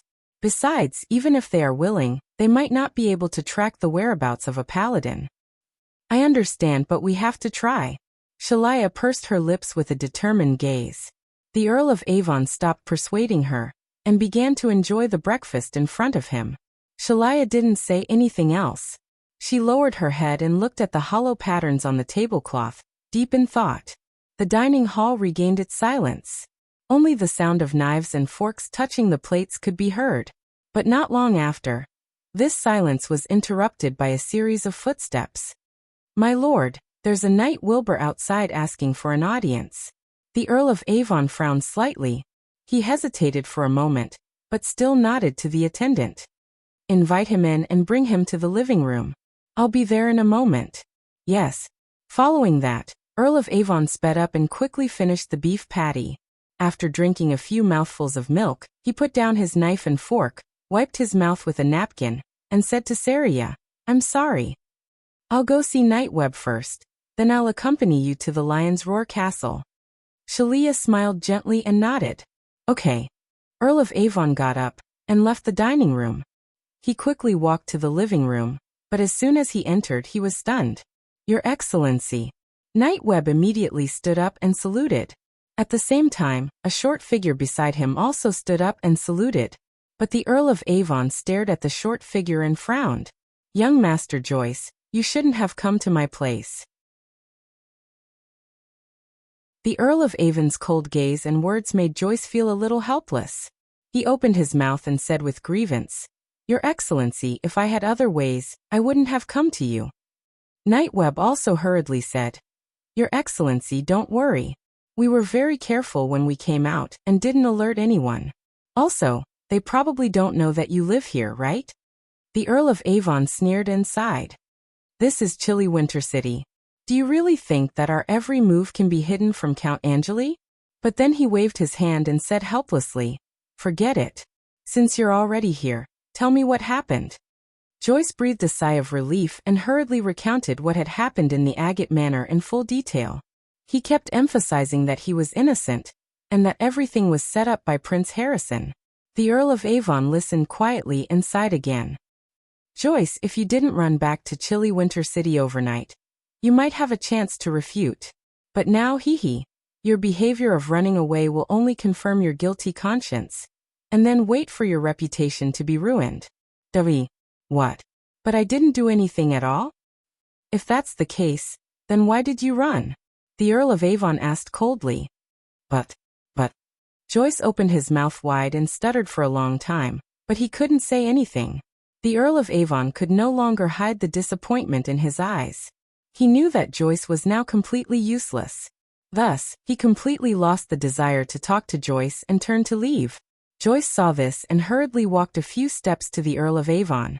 He pulled his sleeve and begged, "Earl of Avon, you must help me think of a way. Don't worry, as long as I can marry Princess Judy, I will definitely repay your kindness." The Earl of Avon sneered and ignored Joyce, who was still daydreaming. He waved his sleeve and walked away in large strides. Joyce turned his head and looked at Knight Wilbur as if he had lost a loved one. However, Knight Wilbur was helpless at this time. The Earl of Avon's attitude was too firm, and Wilbur knew that no matter how he persuaded, it would be useless. At this time, he couldn't help but be disappointed in the third son of the Duke. "Young Master Joyce, let's go back." Knight Wilbur could only lead the despondent Joyce back to the Lion's Roar Castle. After sending Joyce back to his room, Nightweb was wondering if he should go find Arnold to discuss a plan. However, he saw a group of guards blocking his way. "Knight Wilbur, Earl Angeli invites you in." "Earl Angeli?" Knight Wilbur's heart skipped a beat. "He's back." "Yes, Earl Angeli is waiting for you in the study. Please come in." Knight Wilbur suppressed the anxiety in his heart and entered the study surrounded by the guards. "Please take a seat, Knight Wilbur." Colin seemed to be writing something. When he saw Wilbur enter, he looked up and casually ordered him. Colin's attitude was very friendly, which made Knight Wilbur feel relieved. He sat down on the sofa. After waiting for about 5 minutes, Colin finally finished writing and stood up slowly to Wilbur. Wilbur quickly stood up and asked respectfully, "Earl Angeli, what can I do for you?" Colin laughed and said, "I've been busy recently, so I haven't asked you. Are you used to living in chilly Winter City?" "Of course, I was born here. I only moved to Imperial Dragon City when I was 8 years old. But from the bottom of my heart, I've always regarded myself as a Northern Frontier knight." "Well, that's good." Colin seemed to be relieved. Then he took out a golden dagger from his waist and handed it to Wilbur. Knight Wilbur took the dagger and asked curiously, "Earl Angeli, what do you mean? Do you recognize this dagger?" "Yes." Wilbur nodded. "This is the symbol of the Northern Frontier Guardian's authority." Colin smiled and said, "As the Northern Frontier Guardian, do I have the right to order you a Northern Frontier Knight?" "Of course." "That's good." The smile on Colin's face became brighter. "I'll order you to cut off your left pinky." What? Knight Wilbur froze on the spot and looked at Colin in disbelief. However, Colin laughed and asked, "Didn't you hear me clearly? Do you need me to repeat it?" Knight Wilbur's entire body turned cold as he realized that Colin wasn't joking. "Why?" Wilbur asked with difficulty. The smile on Colin's face did not change as he asked indifferently, "Don't you know the reason yourself?" Wilbur opened his mouth, but couldn't say anything to refute. He had never thought that Colin's revenge would come so quickly, and without any concealment. However, Wilbur realized that he couldn't resist at all. In terms of authority, as the guardian of the Northern Frontier, Colin did have the right to restrain Knight Wilbur. In terms of strength, Knight Wilbur clearly remembered that Colin had defeated him in one move back in Imperial Dragon City. Only then did he realize that he had no room to resist in front of this young count. With the golden dagger in his hand, it seemed that he could stab into the seemingly defenseless count's chest with a light stab. However, Knight Wilbur didn't dare. "Knight Wilbur, do you have any doubts about my orders?" The smile on Colin's face disappeared, and his tone became cold. Wilbur felt that he was immediately stared at by a terrifying gaze. He trembled from the bottom of his heart, and didn't dare to delay any longer. He gritted his teeth and pulled out the golden dagger. Gee! Amidst a suppressed groan of pain, a severed finger landed on the white wool carpet. Dark red blood floated down like petals. Colin nodded in satisfaction. He personally picked up the severed finger and handed it to Wilbur. "Send this severed finger to Consul Seabass, and write down the reason for this matter yourself." Knight Wilbur covered the wound on his left hand tightly. His entire body trembled in pain, but he still replied respectfully, "Yes." After that, Colin ignored him and sat back behind the desk. Knight Wilbur placed the blood-stained golden dagger on the corner of the table and bowed respectfully. Then he left the study as if he was fleeing.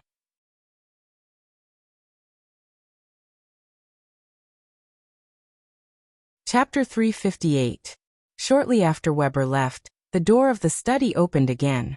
Colin looked up and saw Vera, who was wearing a beige dress, walking into the study quietly. "Colin, are you busy?" "No, what's the matter?" Colin put down his quill and got up to walk around the desk. He then hugged his wife's waist and kissed her gently on her red lips. Vera hugged her husband's arm and her delicate nose twitched a few times before she asked in confusion, "Why is there a smell of blood in the room?" "I just taught a guy a lesson and forgot to ask the maid to clean him up." "Oh." Vera nodded and did not mind. She then asked softly, "Is Prince Harrison and Princess Judy doing well in the Agate Manor?" "They are doing very well. The scenery there is beautiful and you can even ride a horse. The two little guys are not willing to come to Winter City." "That's good." Colin saw that Vera was hesitant to speak, so he asked with a smile, "Have you heard anything?" Vera nodded and said, "I have heard some rumors and Joyce came to me crying just now." Colin chuckled and tightened his arms around Vera's waist before he asked, "Do you think that Joyce is plotting something against Princess Judy?" Vera bit her pink lips and hesitated for a moment before she shook her head and said, "I was not there, so I can't make a judgment." But what?" Vera raised her head and looked at her husband seriously before she said, "But after all, he is my younger brother. I still hope that he can live a peaceful life." Colin blinked and smiled. "Of course, I also hope that he can live a peaceful life like any other ordinary aristocrat." Colin could understand Vera's concerns. After all, Joyce was her younger brother. Even if he had competed with her for the position of the Dukes of the North, and was now plotting something against her in private, he knew that Vera would not be willing to do anything. Therefore, Colin gave his promise that he would not harm Joyce's life. Of course, he would not be able to count on any power in this life. Vera understood the meaning of Colin's words, and she smiled before she kissed him again. Knock, knock, knock. Just as Colin was enjoying Vera's tenderness, there was a sudden knock on the door. Colin asked impatiently, "What is it?" The butler's voice sounded outside the door. "Master, madam, the Earl of Avon from the East and his fiancée, Miss Shelia, is here to see you." Colin sighed and could only reply, "Please ask them to wait in the living room." "Yes." Vera broke free from Colin's arms and her face was still red. She helped Colin to tidy up his collar and asked, "Why are the two of them in Winter City?" "Shelia is here to see her father, Prince Lacey. As for the Earl of Avon, he." Before Vera could ask Colin why he sneered just now, she heard him say, Let's go. Let's go entertain these two distinguished guests." "Earl of Avon, Miss Shelia, welcome to the Lion's Roar Castle." "Honorable Duke of St. Hilda, Earl Angeli, thank you for your warm hospitality. I hope that our presumptuous visit did not cause you too much trouble." "Of course not. The Lion's Roar Castle is always open to friendly friends." After some small talk, The four of them sat down, and the maid quickly served coffee and desserts. Colin looked back and forth between the Earl of Avon and Shelia. He then asked with a smile, "The two of you came to the northern frontier this time because of Prince Lacy, right?" Vera looked at her husband and was surprised that he was so direct. Shelia did not seem to care about Colin's slightly rude question. She nodded honestly and said, "Yes, Earl. I did follow my father's footsteps to the northern frontier. At that time there were still many doubts about Consul Leadham's death. I know it's hard to convince you that my father is innocent based on his one-sided story, but he did come to the northern region because he found some clues. So, if the House of St. Hilda can help me to determine my father's whereabouts, let me get in touch with him, and even help to clear my father's name, then I will be grateful for your kindness for the rest of my life." Vera frowned slightly and said hesitantly, "Miss Shelia, I am also very sorry about what happened to your father. However, before there is conclusive evidence, I cannot use the power of the House of St. Hilda to help you or your father. After all, I cannot let my family's reputation be tarnished. I hope you can understand this." Shelia's eyes dimmed. Although she had already guessed the result, she could not help but feel disappointed. However, she did not hold a grudge against Vera. After all, Prince Lacy was now carrying the crime of killing a governor. No family would be willing to help him publicly. The Earl of Avon gently patted the back of his fiancée's hand under the table to comfort her. Just as he was about to speak, Colin suddenly said, "Miss Shelia, I just met Prince Lacy half a month ago." "Really? Where is it?" Shelia looked up in surprise and asked anxiously. "In Swan City." Swan City. The Earl of Avon's heart skipped a beat. He immediately thought of the recent upheaval in Swan City. "Is my father still in Swan City?" Shelia asked hurriedly. Judging from her impatient look, she would probably rush to Swan City as soon as she got a positive answer from Colin. However, under Shelia's disappointed gaze, Colin slowly shook his head and said, "I don't think so. He shouldn't be here." "Then do you know where my father might have gone?" Shelia asked tentatively. She did not have much hope in the first place. Based on her understanding of her father, it was impossible for him to reveal his whereabouts to someone he did not know well. However, to her surprise, Colin nodded and said, "Prince Lacy should have gone to Floral City." Shelia's face lit up and she hurriedly asked, "Really?" "It's not that I don't believe you, Earl Angeli, but why would my father go to Floral City?" Colin said half-truthfully. "You should have heard about what happened in Swan City, right?" "That's right. Prince Lacy actually appeared in Swan City to investigate the death of Bishop John." Hearing this, the Earl of Avon asked doubtfully, "Isn't Bishop John's death because of Lucian? Why would His Highness go to Floral City?" "Lucian is indeed one of the accomplices, but the real mastermind is someone else." "Who is it?" Colin took a sip of his coffee, seemingly hesitant about this question. After hesitating for a moment, he said slowly, "I'm sorry, even I can't confirm the identity of the mastermind, so I can't tell you now." The Earl of Avon rolled his eyes and said, "Could this have something to do with the Morrison family?" "Prince Lacy did have such a guess," Colin said decisively. The Earl of Avon stared at Colin for a while, but he could not find any clues, so he asked tentatively, "Earl Angeli, why is His Highness so interested in the death of Bishop John?" Colin shrugged and said, "I'm not sure about this. Maybe he thinks it has something to do with the death of Consul Leadham." The Earl of Avon fell into deep thought. He did not fully believe Colin's words, but he could not figure out the other party's intentions. Shelia, who was at the side, could not hold back and quickly thanked him. "Earl Angeli, thank you for the information you provided. If you need any help in the future, please don't hesitate to ask." After saying this, Miss Shelia, who was quite energetic, immediately got up and said goodbye to Vera and Colin. Vera tried to persuade her to stay. But how could Shelia, who was worried about her father, stay for long? She immediately said goodbye and left the Lion's Roar castle. Colin watched the two leave until they disappeared into the distance. Only then did he arrange for two blood slaves to secretly follow them. In fact, the reason he encouraged Shelia to go to Floral City was to confirm Prince Lacy's whereabouts through them. That prince should have arrived in Floral City a long time ago. But Colin's spies there didn't find any movement. He didn't know if Prince Lacy hadn't found the mysterious basement, or if the Morrison family had moved the blood pool in advance. In short, Colin did not know what the prince was doing or where he was. This made him feel somewhat uneasy, but he could not send a blood slave to follow a paladin, so he could only try to find out Prince Lacy's whereabouts by following Shelia. Moreover, he deliberately mentioned the death of Bishop John because he wanted the Earl of Avon to take Shelia to investigate this matter. It would be best if he could catch Mr. Lacy's tail. If he could make Prince Lacy and Mr. Lacy fight again, then Colin could not be happier. These two people were invisible bombs to the northern frontier. Colin could not wait for them to fight and die together.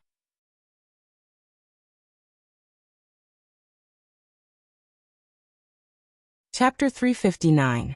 After leaving the Lion's Roar fort and returning to his residence, the Earl of Avon immediately packed his things and prepared to head to Floral Whisper City.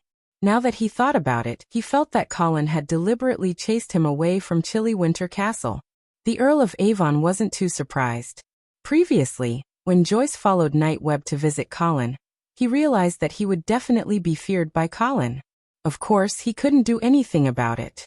Shelia wanted to find Prince Rhy, and even though the Earl of Avon was her fiancé, he couldn't stop her. Moreover, this was something that the Earl of Avon had to do. Prince Rhy had given him a choice after the incident at Imperial Dragon City.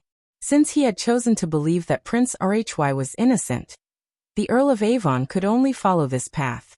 Only by finding Prince Rhy and clearing his name could the Earl of Avon obtain the support and status that he wanted. To the Earl of Avon, this was his top priority. As for creating chaos at the northern frontier and planting a few spies, that was something that he could do along the way. After packing his luggage as quickly as possible, the Earl of Avon found Shelia, who was still packing, and said, "Continue packing. I'm going out for a while. I'll be back soon." Okay. After bidding farewell to Shelia, the Earl of Avon changed into a low-profile outfit and walked out of his residence. After wandering aimlessly on the streets of Chilly Winter Castle, he casually walked into a tavern. In the tavern, the Earl of Avon went to the second floor and sat in a lavishly decorated private room. He drank the wine that was served by the waiter alone. The strange thing was that although the Earl of Avon was alone, there were 2 wine glasses on the table. Before long, the chairman of the Northern Wind Chamber of Commerce, Arnold, walked into the room quietly and bowed to the Earl of Avon. "Please take a seat." The Earl of Avon poured a glass of wine for Arnold. Arnold sat down and thanked him. He drank the wine in the glass in one gulp and asked, "Earl of Avon, do you have any orders for me?" The Earl of Avon sipped the wine in his hand and said calmly, "I'm leaving Chilly Winter Castle." Arnold's eyes flashed and he hurriedly asked, "So soon? Are you going back to the eastern region?" "No. I'm going to Floral Whisper City. If you need anything, you can find me there." "Of course." Arnold nodded. The Earl of Avon glanced at the merchant in front of him and asked, "I asked you to contact the merchants of the northern frontier. How's it going?" Arnold frowned and said with some difficulty, "Earl of Avon, you know the current situation of the northern frontier. Although I've tried my best to rope them in, that Oliver has the support of Earl Angeli and used the position of the Northern Frontier Foreign Trade Company as bait to rope in a large number of powerful merchants of the northern frontier." So, seeing that the Earl of Avon was not worried, Arnold hurriedly said, "Earl of Avon, in fact, I think it's too difficult to compete with the House of St. Hilda for the Northern Frontier Foreign Trade Company. Also, the goal is too obvious. It's too easy to expose ourselves. I'm sure you know that Earl Angeli is not a soft-hearted person, especially now that young Master Joyce's situation is not good. I'm worried that if we anger him..." The Earl of Avon lightly tapped the wine glass and fell into deep thought. He knew that the recent events had made this merchant shrink back. But at the moment, the Earl of Avon could not find a good reason to let Arnold continue working for him. Arnold saw that the Earl of Avon did not speak, so he suggested again, "Earl of Avon, I think we can find another way. We can use a more subtle but fatal strategy to cut off the House of St. Hilda's hand in controlling the business of the northern frontier." The Earl of Avon's expression changed and immediately said, "Tell me about it." "My lord, The Northern Frontier Foreign Trade Company is too big of a target, and Earl Angeli values it too much. It's not wise for us to go head-to-head with them. I've thought about it for a long time, and I think it's better to start with bonds. It might be more appropriate. Bonds.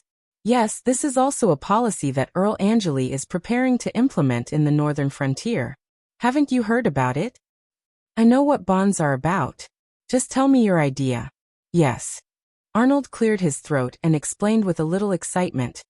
My lord, did you notice that the bonds that Earl Angeli is going to issue are not limited to the qualifications of the purchasers?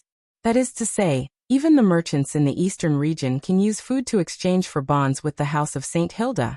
If you are careful, you don't even need to alert the House of St. Hilda. You can use a trustworthy middleman to exchange food for bonds. The Earl of Avon's eyes lit up. It was obvious that he realized something. Arnold saw this and seemed to be encouraged. He immediately said with more enthusiasm, in this way, you can use the funds of the eastern region to intervene in the business of the northern frontier. Once we have a large amount of bonds in our hands, we will have an important handle on the House of St. Hilda. When the bond matures, you can buy a large amount of food and push up the price of food. At that time, these bonds will become a huge crisis for the House of St. Hilda. If they are willing to pay the bonds, they will have to buy food at a high price. In this way, you can make a lot of money anyway.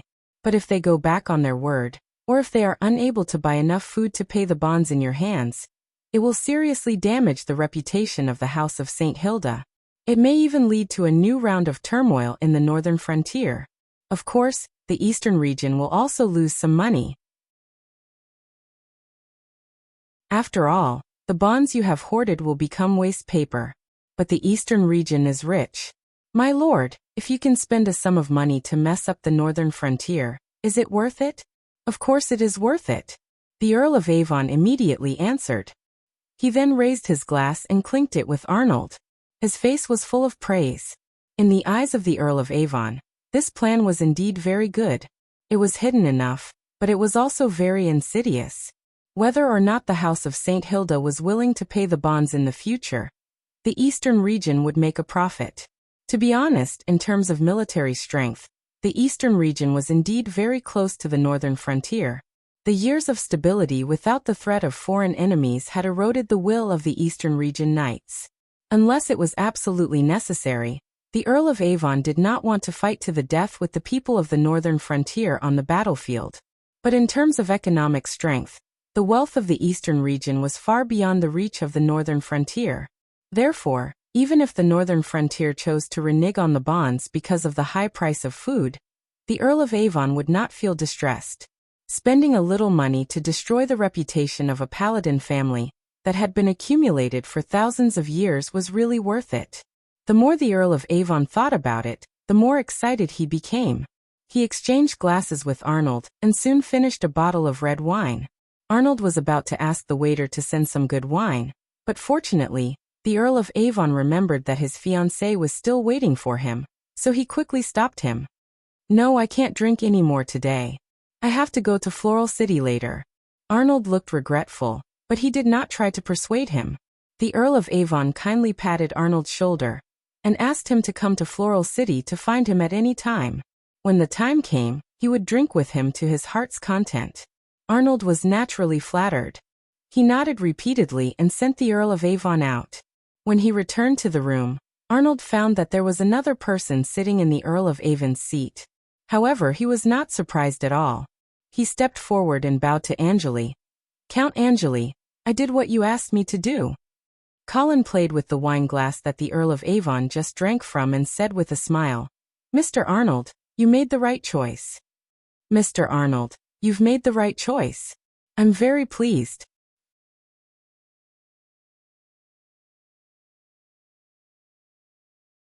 Chapter 360. In the tavern's private room, Arnold, who had just been discussing with the Earl of Avon how to dig a hole for the House of St. Hilda, was now respectfully pouring wine for Colin and smiling flatteringly. My lord, I'm a citizen of the northern frontier after all. Of course, I'm loyal to the northern frontier. That St. Prospero, Evan actually overestimated himself and tried to encourage me to betray the northern frontier. What a joke. Colin looked at the righteous northern frontier merchant in front of him with a faint smile, as if he had forgotten that Arnold had secretly contacted the Earl of Avon in the Butter Tavern. Obviously, if Colin did not have something on him, how could Arnold suddenly become a loyal and unyielding citizen of the northern frontier? Colin would never forget that these merchants were willing to sell anything for the sake of profit, but fortunately, he could give them greater benefits as long as they were obedient. Similarly, if they were not obedient, he could take everything away from them. Mr. Arnold, you're really a model for the merchants of the northern frontier. My lord, you flatter me. In my heart, you're the model for the knights of the northern frontier, the best among the nobles. The two of them flattered each other sincerely for a while, then raised their wine glasses and toasted their friendship. After downing the wine in his cup, Arnold put down the cup and quietly sized up Colin's expression. He then probed. Sir, I'm not sure if you'll be able to do anything. He then asked tentatively, My lord, there's something I don't know if I should ask.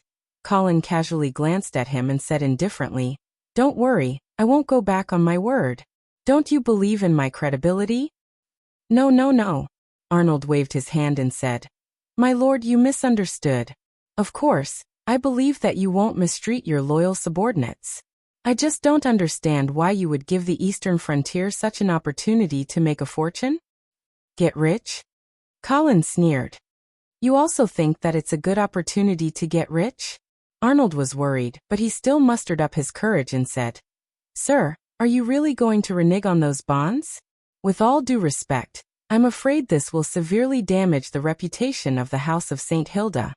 Colin laughed and teased, You're not bad. You're starting to think for the House of St. Hilda.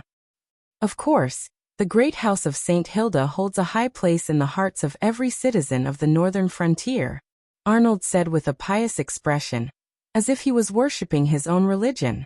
Colin ignored Arnold's display of loyalty and lightly said, Don't worry, the House of St. Hilda will not destroy its own reputation. No matter who comes to the Lion's Roar fort with matured bonds, we will honor them, even if they are from the Eastern Territory. However, if you say that the Eastern frontier can make a fortune by hoarding bonds and manipulating food prices, then you're taking it for granted. Arnold looked puzzled and asked, Sir Count, please forgive my stupidity, but I don't quite understand what you mean. In fact, the trap that Colin dug for the Earl of Avon was, to put it bluntly, a simple operation similar to futures. At this time, the Earl of Avon was buying food at a low price in the eastern frontier and bringing it to the northern frontier to exchange for bonds. These bonds could be regarded as futures contracts.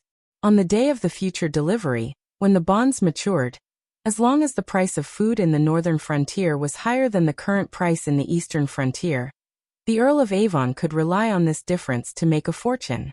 He could even make the House of St. Hilda unable to come up with enough money to buy the corresponding food, thus resulting in a credit default. But there was a key problem here. The price of food at the time of delivery must be higher than the current price. Otherwise, the eastern frontier would suffer a loss. The reason why Arnold and the Earl of Avon were fooled was because their thinking was limited by this era. In this era of insufficient productivity, food had always been in a state of insufficient food. Therefore, it was very easy to raise the price of food. If there was a war, or even if several large chambers of commerce joined forces to hoard food, the price of food would soar to the sky. This was also the source of the Earl of Avon's confidence. In his view, it would not be difficult to manipulate the price of food all the way up in the future, and he would certainly be able to make the House of St. Hilda swallow the bitter fruit. But he did not know that Colin was determined to let Scholar Sunny implement the new farming and animal husbandry system in the northern frontier. Moreover, Colin was also confident that with the popularization of this new farming and animal husbandry system, the northern frontier would become more and more abundant in the future, and the price of food would certainly fall all the way. This was the general trend determined by the relationship between supply and demand. If the eastern frontier wanted to reverse this trend, they would have to be prepared to be crushed and swept away by this flood. Of course, Colin didn't intend to explain this to Arnold. After all, he still couldn't completely trust this merchant. Thus he only said indifferently. He just said lightly, then you should pay attention to the future trend of food prices and see if the eastern frontier can really make a fortune, or even use this to threaten the House of St. Hilda. Arnold nodded his head in confusion, but he did not dare to ask more. Colin gave Arnold a few more words to let him feel at ease in this promising undercover job, and then he left. 3 days later, the Northern Frontier Foreign Trade Company, which Colin had high hopes for, was finally officially established. More than 500 large and small northern frontier merchants gathered in the banquet hall of the Lion's Roar Castle to witness this historic moment. Since the Earl of Avon's attention was diverted by Colin to the bonds, without the eastern frontier secretly intervening, it did not take much effort for Colin to successfully occupy nearly 60% of the shares of the new company. Of course, such a large sum of money was certainly not enough for the shallow Angeli family. Even if they invested all the war reparations of the Great Demon Empire, it would still not be enough. Fortunately, with the help of the House of St. Hilda, the Oman family, the Schultz family, and the Half-Elf Kingdom's Miller family, Colin was able to successfully control the board of directors and become the first chairman of the Northern Frontier Foreign Trade Company. Oliver was also appointed as the company's first general manager by Vera as he wished. Moreover, the management team of the company, especially the two most important departments, were the backbone of the original Tulip Chamber of Commerce. At this point, a Northern Frontier Foreign Trade Company under Colin's complete control was finally established. In Colin's vision, it would become a weapon for him to integrate and control the Northern Frontier's business community, as well as to carry out economic invasion. At the same time, the Northern Frontier Charity Foundation was also announced. Compared to the Northern Frontier Foreign Trade Company, the foundation's establishment was very low-key.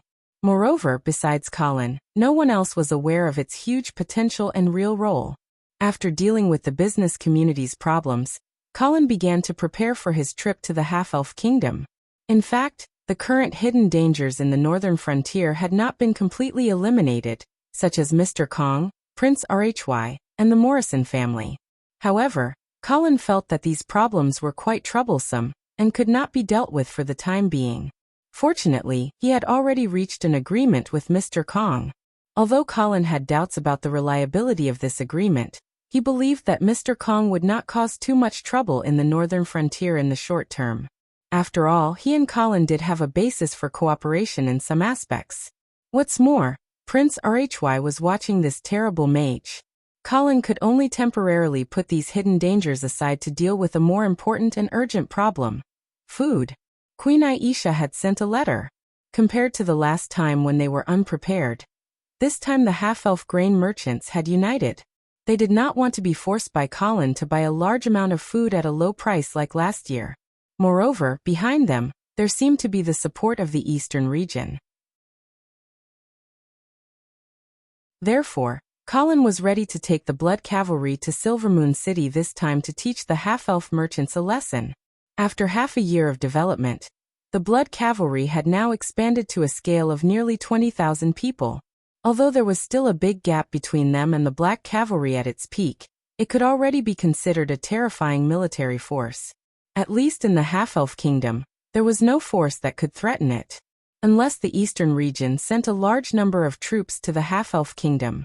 In that case, it might be a good thing for Colin, because this meant that the eastern region gave up their biggest geographical advantage, the New Shui River. Colin was very willing to form the Northern Frontier Coalition Army and compete with the Eastern Region Army in the Half-Elf Kingdom. However, this was just Colin's own thought. As long as the Duke of St. Prospero was not stupid, he would not do this. In late September, after bidding farewell to Vera, Colin personally led the Blood Cavalry to leave Winter City and set off for Silvermoon City.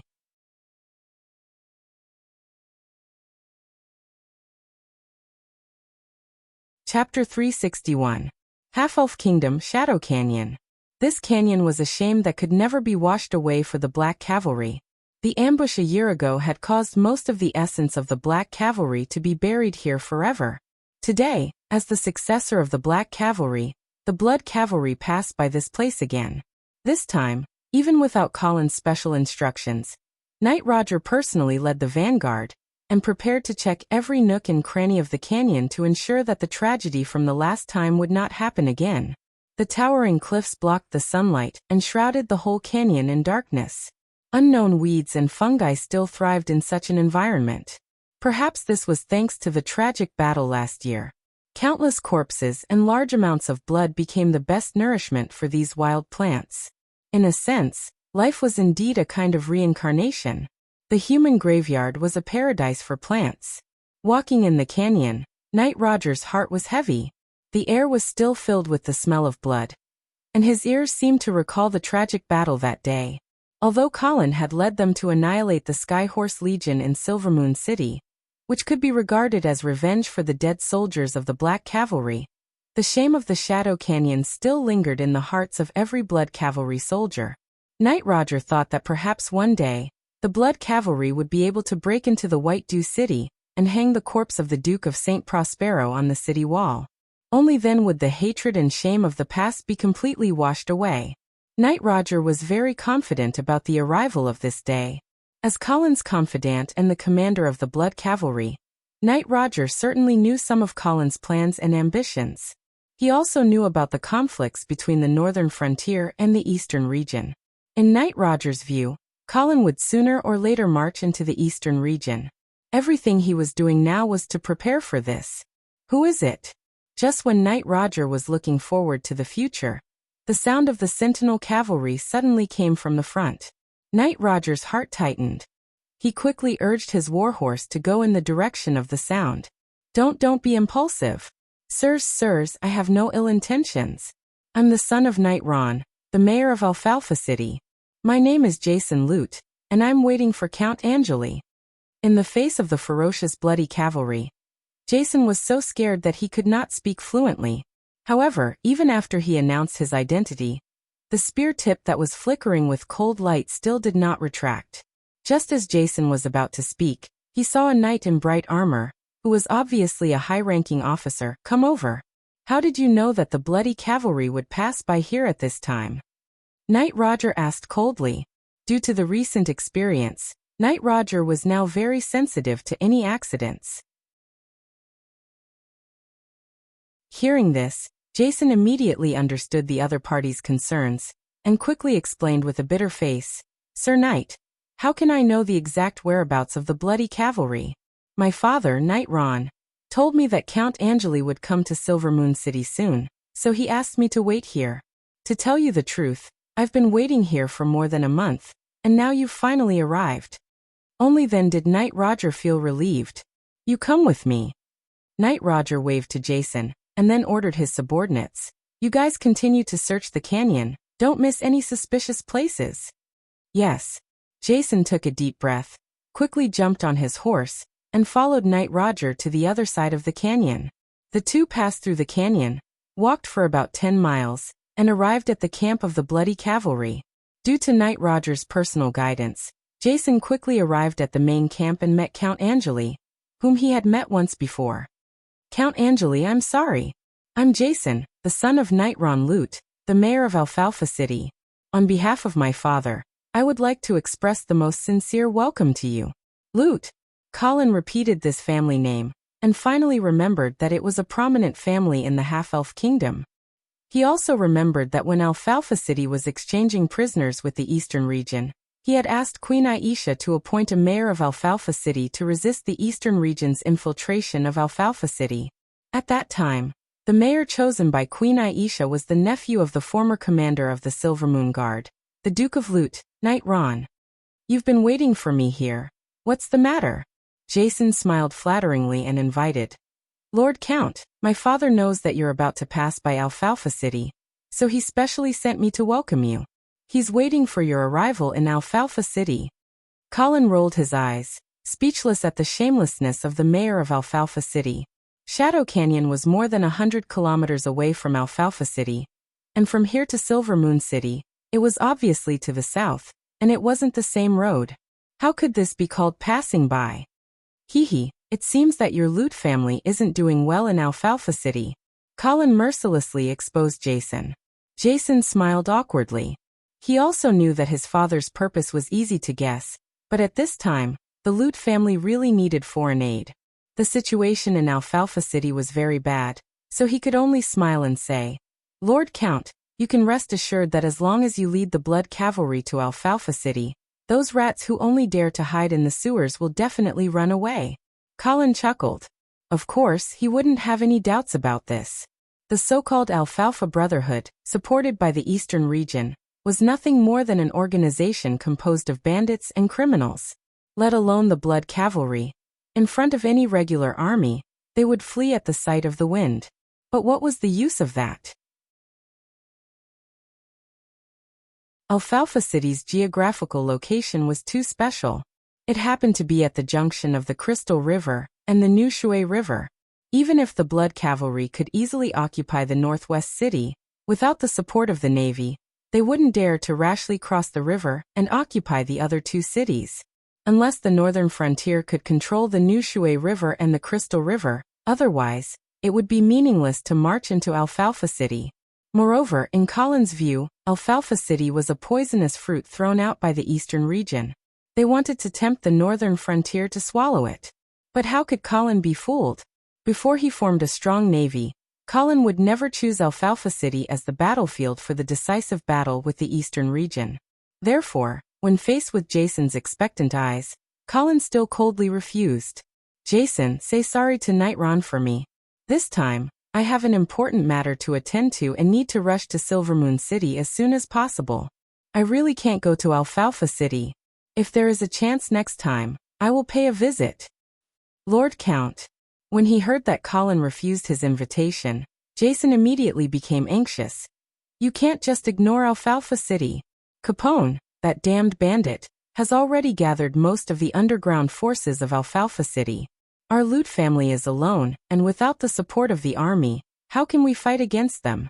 To tell you the truth, in the past 3 months, 3 knights and 2 rangers of the family have died for unknown reasons. If you don't care, I'm afraid that even father will be killed by those lunatics." Faced with Jason's sincere complaints, Colin's expression didn't change at all. He still said coldly, "I'm sorry, but Alfalfa City is a territory of the Half-Elf Kingdom. As the Count of the Northern Frontier, I have no authority to govern it. If your Lute family really has difficulties that you can't solve, you can go to Queen Aisha."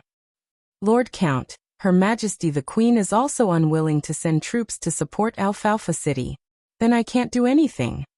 Colin spread out his hands and said to Knight Roger, "Send Knight Jason away." Lord Count. Jason still wanted to persuade him, but Knight Roger had already forcefully dragged him out. Colin watched as Jason struggled to be driven out. He rubbed his chin and pondered for a moment. Then he quickly wrote a letter, summoned an attendant and ordered, "My lord, I've been waiting for a long time." He ordered, "Immediately send this letter to Winter City, and hand it over to Arnold of the Northern Wind Merchant Association." Yes. Although Colin couldn't march into Alfalfa City now, he wasn't willing to do nothing and let the forces of the eastern region wreak havoc there.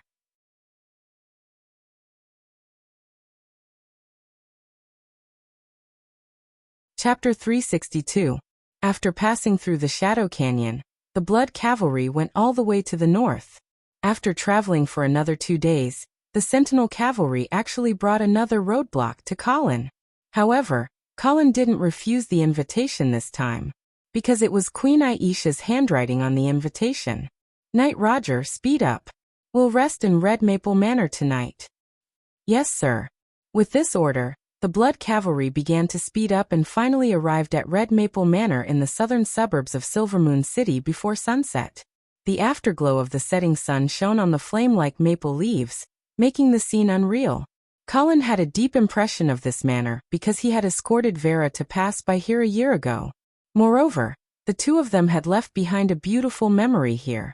Unexpectedly, when Colin passed by Red Maple Manor for the second time, he found Queen Aisha waiting for him here. The beautiful scenery of the sunset and maple leaves was not as attractive to Colin as the beautiful figure at the entrance of the manor. After a long time, Queen Aisha's belly had swelled up, but her face was still as delicate as before. As a female knight, of course, Aisha wouldn't have any pregnancy reactions like normal pregnant women. She wouldn't feel nauseous or vomit, and her body wouldn't become bloated or out of shape either. Only the unconcealable radiance of motherhood made the elegant and beautiful half-elf queen seem more gentle and approachable. Why don't you stay in Silvermoon City? Why are you running around with such a big belly? Colin got off the horse, stepped forward and said in a slightly reproachful tone. Queen Aisha smiled and said in a sweet voice, I'm just here to relax. The red maple forest in this season is a rare beautiful scenery in the world. Colin didn't want to be too harsh on the woman who was about to give birth to his child. He walked side by side with her into the manor and said, Then I'll accompany you to see the maple leaves? Okay, the banquet will take a while. Hearing this, the crowd around immediately dispersed quietly, giving enough privacy to the two people who had not seen each other for a long time. Feeling neglected, Princess Judy also wanted to follow, but she was stopped by Prince Harrison. Initially, Colin had only planned to bring Prince Harrison along, but he didn't expect Princess Judy to shamelessly insist on tagging along. Colin was worried that the incident with Joyce would traumatize the little girl, so he brought her along as a way to let her relax. However, Judy's lively and carefree attitude made Colin feel that he was worried for nothing. Why are you stopping me? Judy glared at her brother, baring her fangs and brandishing her claws. Teacher has something important to discuss with Queen Aisha. Why are you following them? Something important? Who would talk about important matters as soon as they met? Moreover, he didn't even greet us. How rude. Judy shouted, unconvinced. Maybe Queen Aisha didn't see us. Furthermore, we're here as students and teachers. Her Majesty doesn't have to welcome us like royalty. Anyway, it's too much. Judy still looked angry. Then, she looked at Colin and Aisha's departing figures, and seemed to realize something. She whispered mysteriously, Hey brother, do you know something? Teacher and Queen Aisha don't seem to have a normal relationship?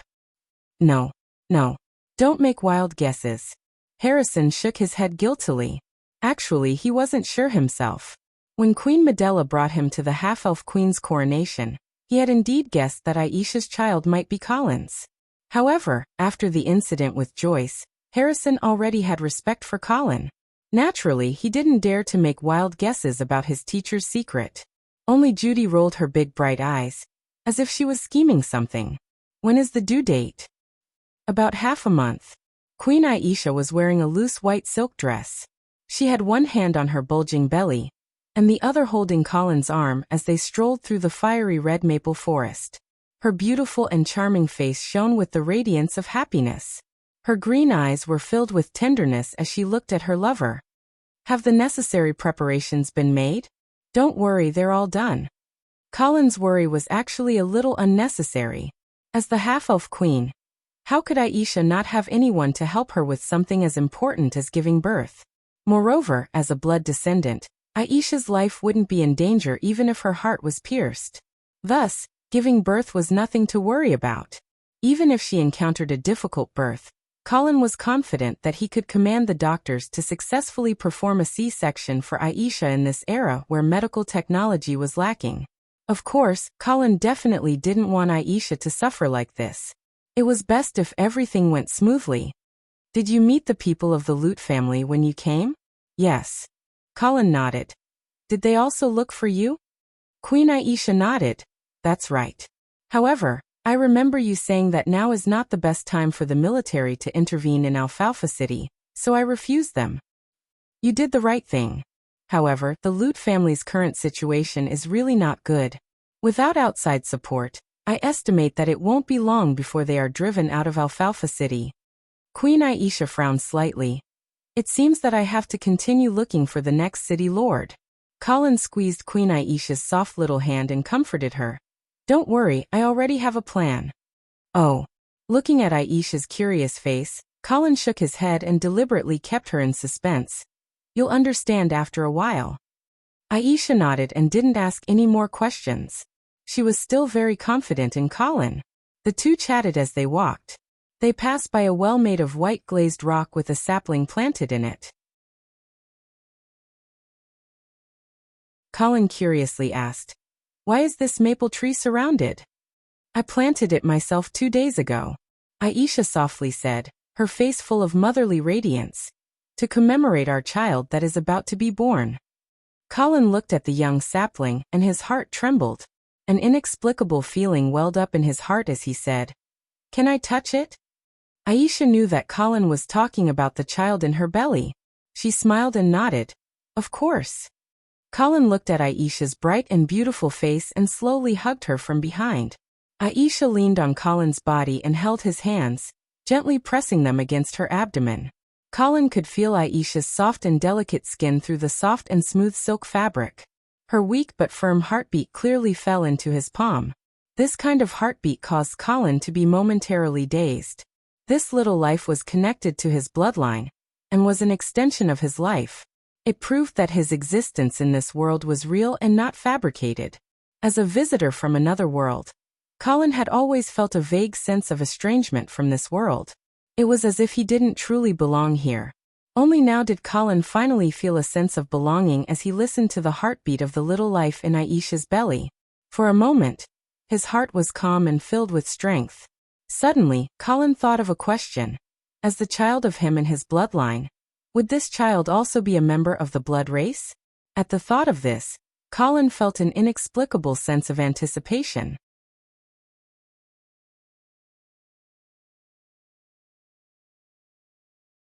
Chapter 363. Early morning, Red Maple Manor. Queen Aisha opened her eyes and found that her lover was no longer by her side, leaving only a breath that she was infatuated with. After lying on the comfortable bed for a while, Aisha gently stroked her bulging belly, a happy and sweet smile appearing on her beautiful face.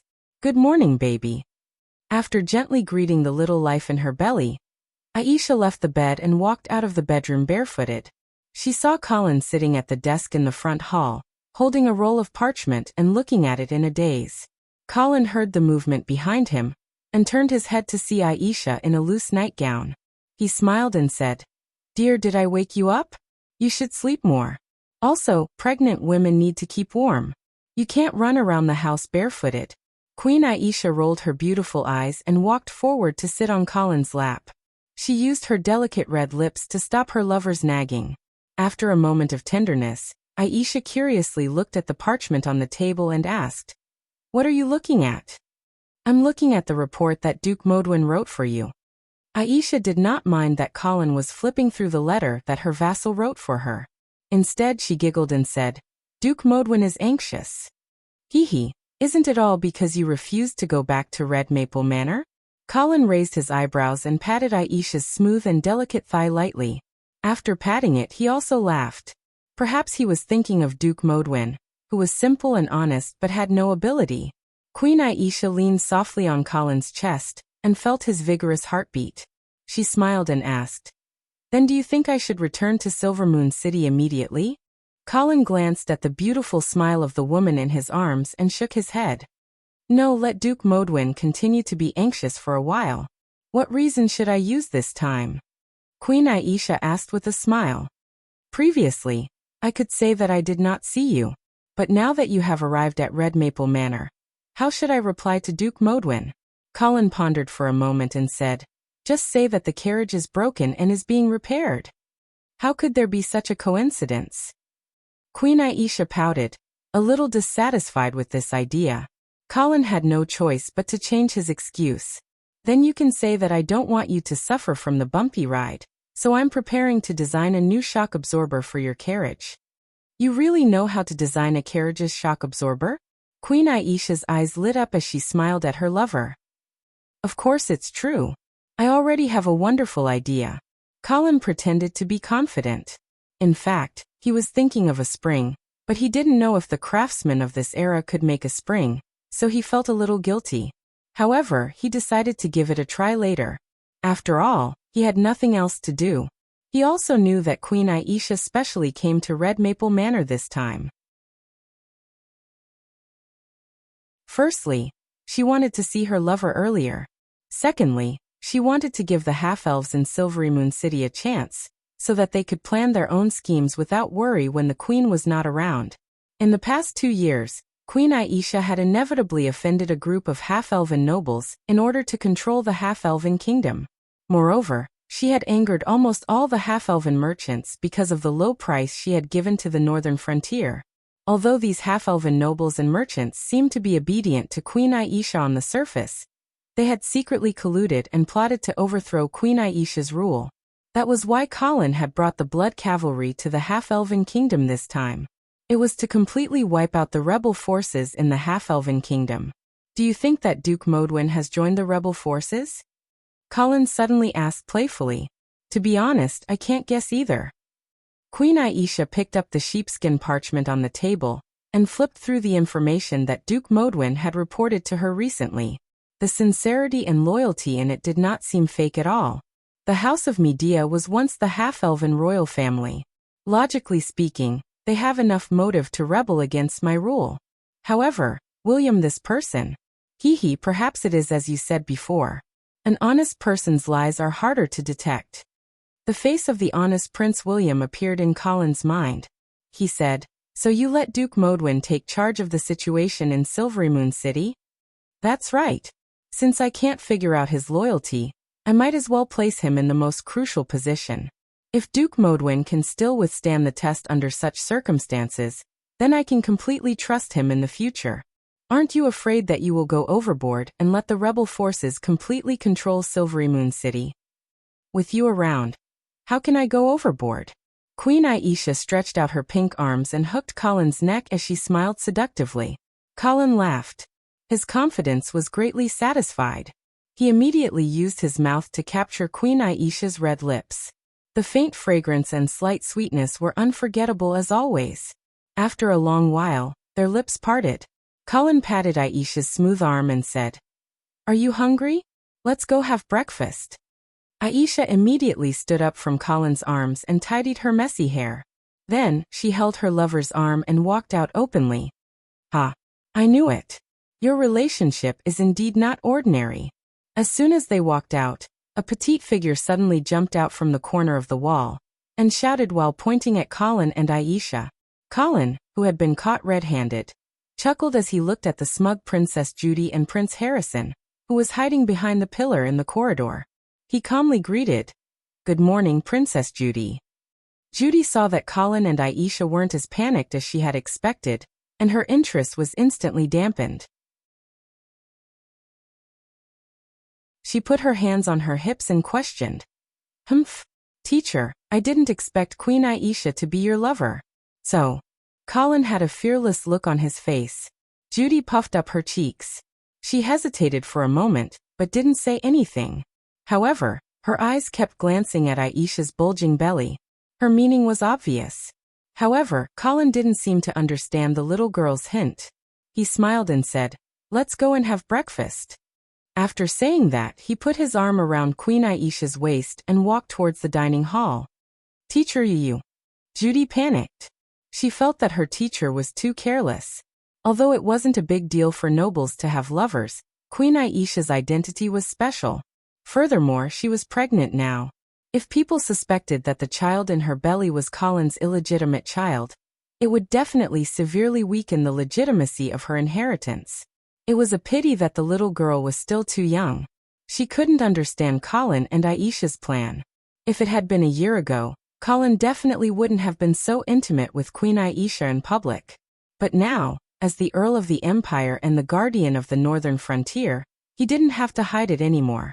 He even hoped that some rumors would spread to Silvermoon City. It would give those conspirators more excuses and courage. This way, he could get rid of the rebellious forces in the half-elven kingdom once and for all.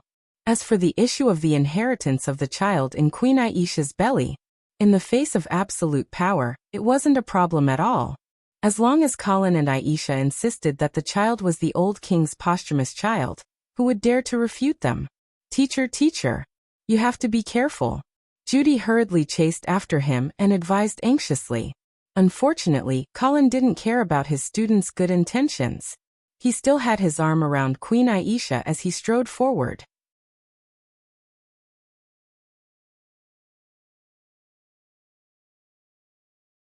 Chapter 364. Early morning, Alfalfa City's City Lord's mansion. Ron pushed away the strange woman wrapped in a sheet beside him. His eyes swept past her exposed white skin, but he didn't stop. However, the woman seemed to be unsatisfied and continued to pester him coquettishly. Ding. It wasn't until Ron threw a few silver coins that the woman stopped pestering him. She put on her clothes with a smile and left the room. Ron rubbed his slightly swollen head and put on his nightgown. He went to the bedroom's floor-to-ceiling window and pulled open the huge curtains. The sun was shining brightly outside the window. It was another beautiful morning. Unfortunately, Ron's mood couldn't be good.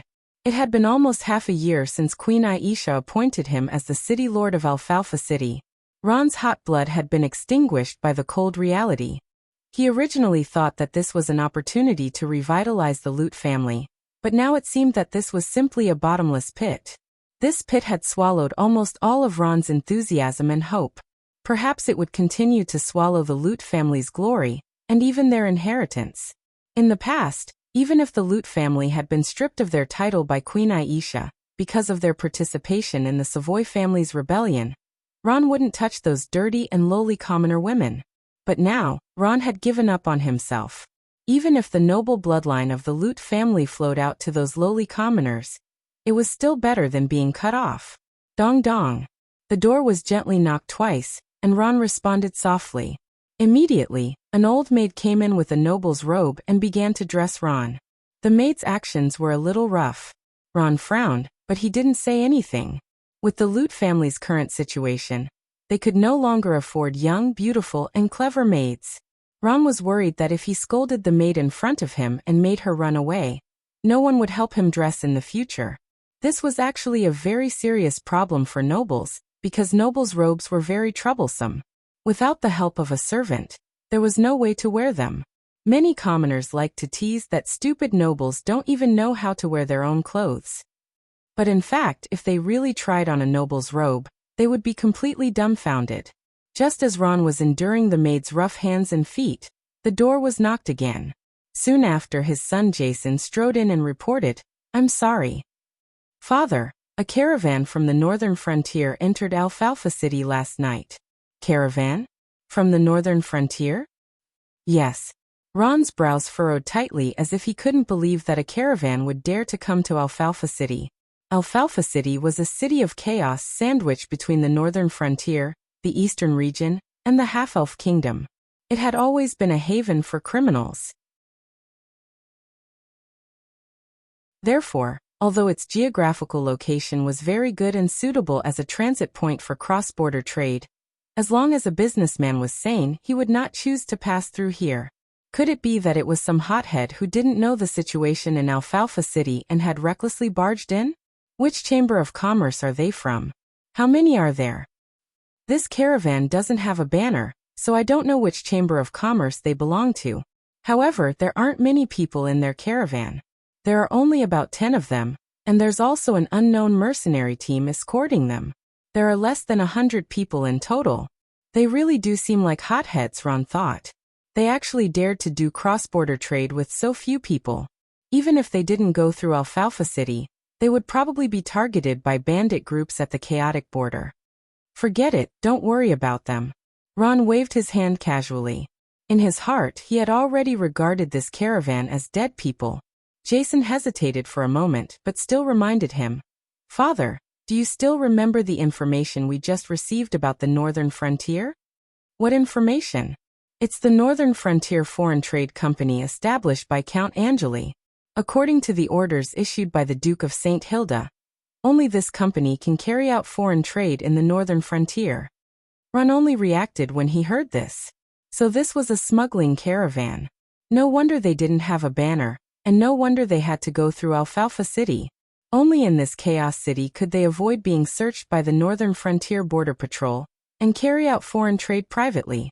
Seeing that his father's expression changed, Jason suggested, "Father, we should send people to control this caravan and find out who's behind them. Then we can escort them to Silvermoon City. This way, Queen Aisha and Count Angeli will definitely be very satisfied. The support you've always wanted may be available." Ron listened to his son's suggestion. Not only was he not moved, but he also frowned. After thinking for a while, he slowly opened his mouth and asked, "Do you think a small smuggling caravan can exchange for Queen Aisha or Count Angeli's support for Alfalfa City?" Jason was suddenly speechless. In fact, he also understood the awkward situation Alfalfa City was in.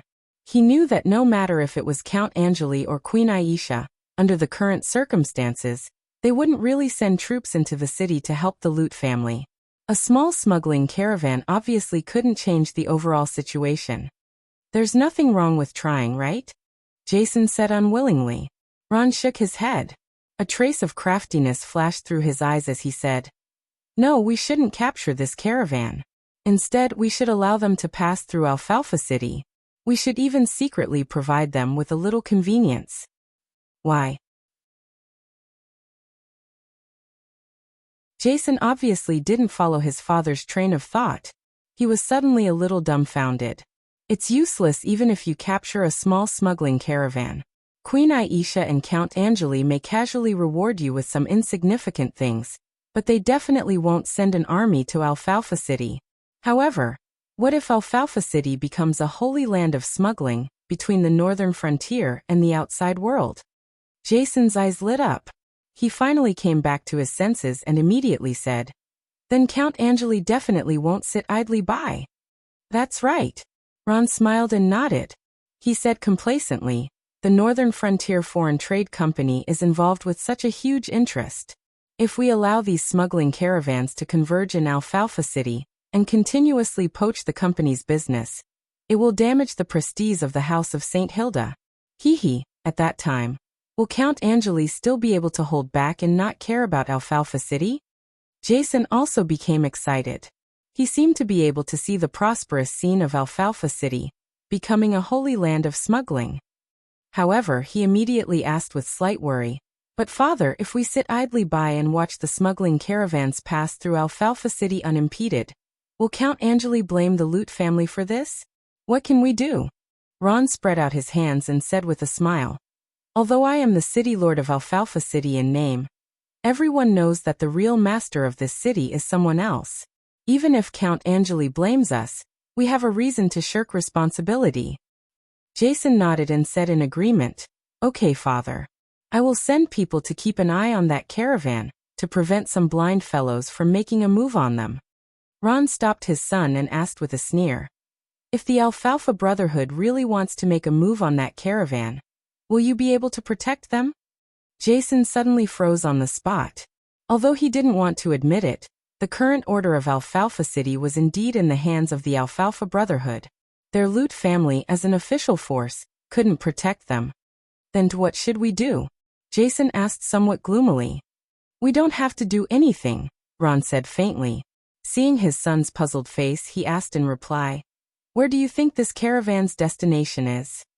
To come to Alfalfa City from the northern frontier, they could only go to the Half-Elf Kingdom or the eastern region. However, Jason rolled his eyes and instantly understood his father's meaning. He immediately said, "They should be going to the eastern region." "That's right." Ron nodded and said with a smile, "So, as long as this caravan isn't stupid, they must have already informed the eastern region. Since they dared to go through Alfalfa City, it means that the Alfalfa Brotherhood should have received the information in advance. At most, they will collect some toll from them and won't really make a move on them. Knock, knock, knock. At this moment, someone knocked on the door again. Ron responded. Then he saw his sheriff walk in and report, "Sir, I'm sorry. Sir, a merchant just came to report a case." Ron's heart skipped a beat and he hurriedly asked, "Is it the people of the caravan that entered the city last night?" "Yes."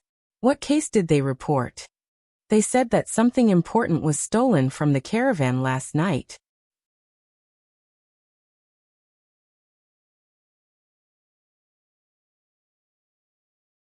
Chapter 365. Did you hear about it? What did you hear? In a dark alley in Alfalfa City, unclean sewage flowed along the terrain, forming puddles that emitted a foul stench. Rats slowly walked through the garbage pile in the corner, and the rotten smell permeated the air. In such an unbearably bad environment, several young men in tattered shirts gathered together and excitedly shared the new happenings in the city. The caravan that entered the city last night, sure enough, it was stolen. Of course. I really can't figure it out. Why would a caravan dare to come to Alfalfa City?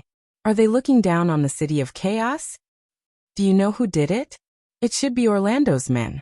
How many thieves in this city aren't his men? What did they steal? I don't know, but it's just petty theft. How much can they steal? If you ask me, we should do something big. Let's loot that caravan together. Agreed. Agreed. I agree too. What's the use of your agreement? We have to get Boss Capone's approval first. A short and fat young man with meticulously combed hair said disdainfully. Hearing this, everyone was somewhat silent. Recently, as the Alfalfa Brotherhood's president, Capone, after gradually taking control of the situation in Alfalfa City, began to restrain his subordinates. He didn't let them burn, kill, loot, and commit all kinds of crimes like before. According to Capone, we are about to become the masters of this city. How can a master wantonly ruin his own home? From this sentence, one could see Capone's ambition. But this wasn't surprising. Every dark force would want to wash their hands when they reached a certain stage of development. It was just that such restrictions made the various forces in the Alfalfa Brotherhood somewhat conflicted.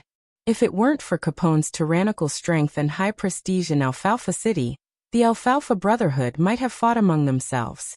Seeing that everyone had fallen silent, the man asked in a joking tone, "Did you know that the manager of the caravan actually went to the city lord's mansion to report the case?"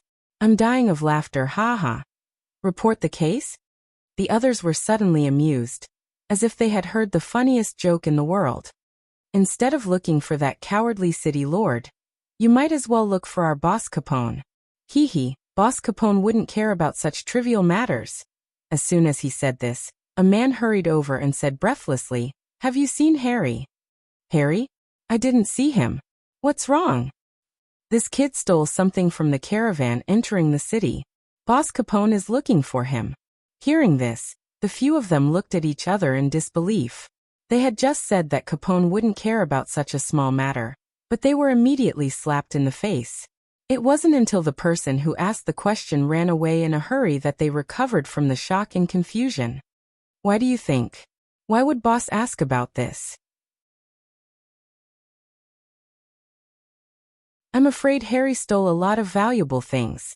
This seemed to be the only possible answer. Realizing this, their breathing became heavy, and their eyes flashed with unconcealable greed. Since Boss is looking for Harry, how can we not help? Yes, let's look for it together. Alfalfa City wasn't a city full of warmth. On the contrary, indifference was the normal atmosphere here. But today, the enthusiasm of the entire city had been aroused. Almost everyone knew that the caravan entering the city last night had been stolen, and that Boss Capone was looking for the thief who had done it. Although Capone didn't say why he was looking for a thief, this didn't prevent everyone from cleverly thinking that this thief must have stolen a huge sum of money. Otherwise, how could it have attracted Boss Capone's attention? Similarly, this had attracted the attention of the entire city. In this depraved city full of scum and villains, there was no one who didn't love money. Even if they knew that this wealth shouldn't be something they could touch, if it really appeared in front of them and was at their fingertips, perhaps not many people would be able to resist such a temptation. For a moment, Alfalfa City was surging like a storm. In a dimly lit room, a middle-aged man with a dark complexion was sitting with a cold expression. He wasn't tall, only a little over 1.6 meters. After sitting down, he seemed even shorter, but the whole room was shrouded in this person's aura. Capone, a fifth-rank warrior and the president of the Alfalfa Brotherhood. It was said that behind him stood a big shot from the eastern region. Now Alfalfa City was under the control of this person. On the right side of Capone stood a tall and skinny half-elf with a serious expression. His name was Orlando.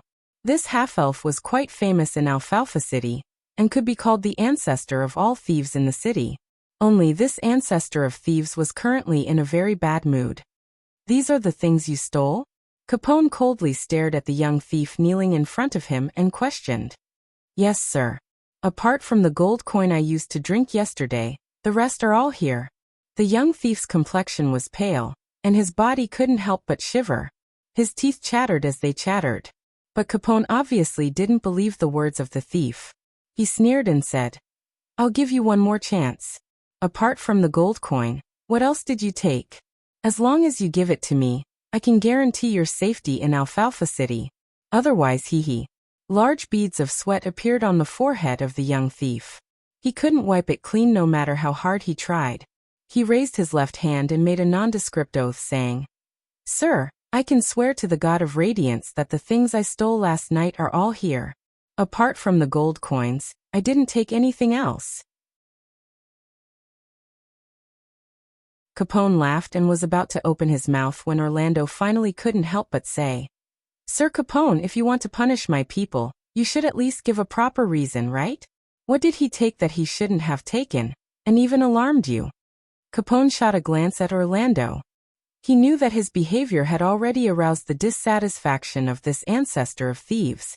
Although Orlando's forces were also affiliated with the Alfalfa Brotherhood, and it was reasonable to say that Capone was certainly qualified to interrogate the thief in front of him. But as Orlando said, if Capone made a big fuss just because the other party stole some gold coins from a passing caravan, then it would definitely be a provocation to Orlando's authority. Capone was nominally the president of the Alfalfa Brotherhood, but this organization was formed by the union of various underground forces in Alfalfa City. There were many factions among them, and Capone couldn't really ignore the thoughts of those small leaders.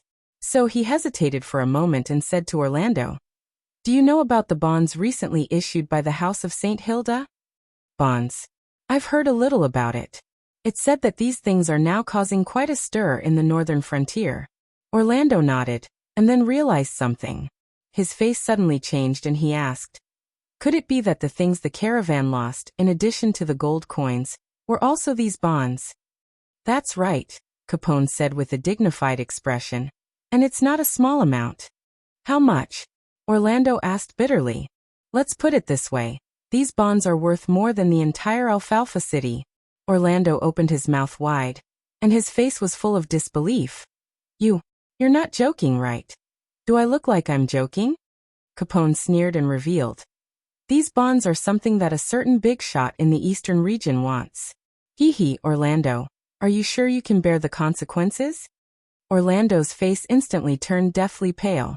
The young thief kneeling in front of the two was about to faint from the shock of this news. A majestic urge to pee continuously attacked his fragile nerves, and he screamed, "Sir Capone, Sir Orlando, you must believe me. I really didn't take any bonds. I don't even know these damn bonds." Capone snorted and urged, "Orlando, what are you waiting for?" Orlando's face changed for a while, and finally he sighed and said coldly, "Let's begin the punishment."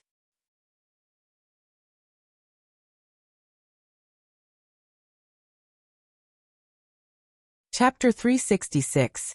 In the end, what kind of person could withstand the torture of a confession? Had he undergone special training? Did he not feel pain? Or did he have some kind of undying belief? In any case, this young thief did not belong to any of the above categories. Therefore, Harry could not bear it any longer. He confessed all the filthy things he had done since he was young. Unfortunately, this was not what Capone wanted to hear. Thus, the torture continued. The Alfalfa Brotherhood had no bottom line at all. In order to make Harry speak, they used all kinds of methods. Not long after, this poor thief was tortured to the point that he did not look human anymore. 2 hooks used to hang pork were passed under his collarbone, hanging him up. His whole body was covered with bloody whip marks. One of his eyeballs had been dug out, and the place where his nose used to be had become a bloody hole. A long wooden stick with thorns was stuffed into his buttocks.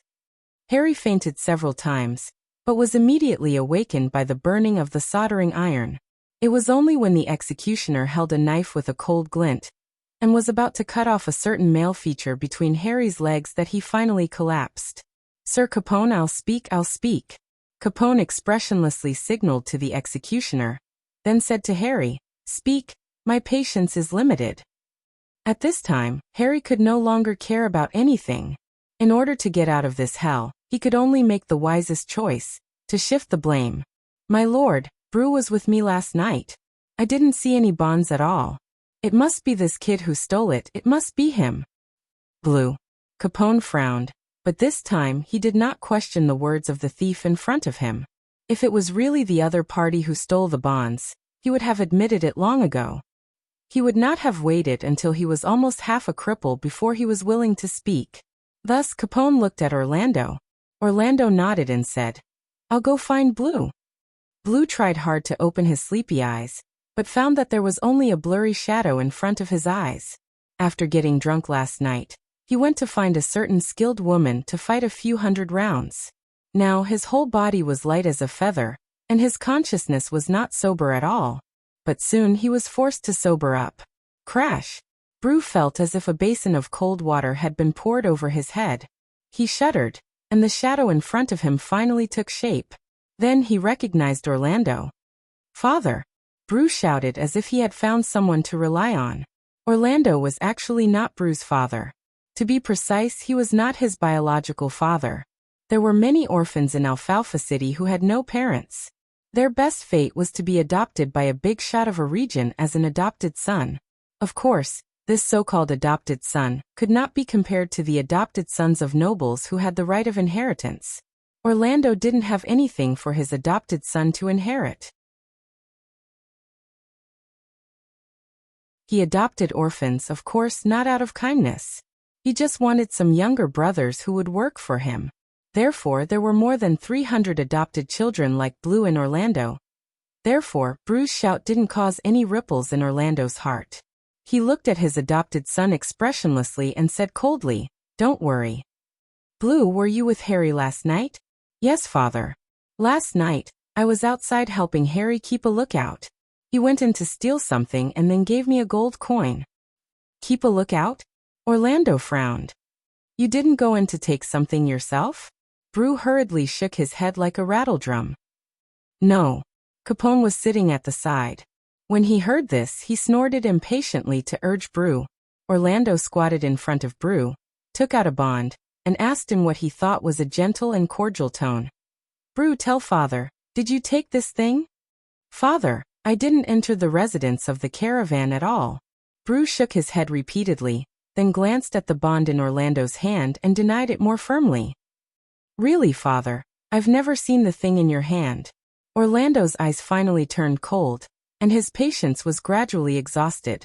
He asked for the last time, "My child, you don't know the true value of this thing at all. This is not something you can covet. Even I don't dare to touch it. Hand it over, and Capone and I can guarantee your safety. We can even give you a sum of money enough for you to squander for a lifetime. But if you continue to be stubborn, then don't blame me for not respecting the relationship between father and son." "Father, I'm really telling the truth. You must believe me." Brew hugged Orlando's thigh and wailed. "It must be Harry who stole it. He framed me. It must be so. You can interrogate Harry." Orlando's face gradually stiffened, and a burst of anger ignited in his chest. He kicked Bruce to the ground and growled, "Don't worry, Bruce. We've already interrogated Harry. Now it's your turn." After that, he nodded to the eager executioner, then turned his head, as if he couldn't bear to watch. "Father!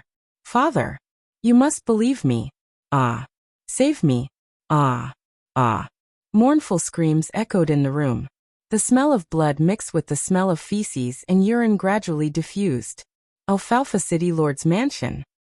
"Father, I've inquired clearly. The caravan that entered the city belongs to the Northern Wind Chamber of Commerce." Northern Wind Chamber of Commerce?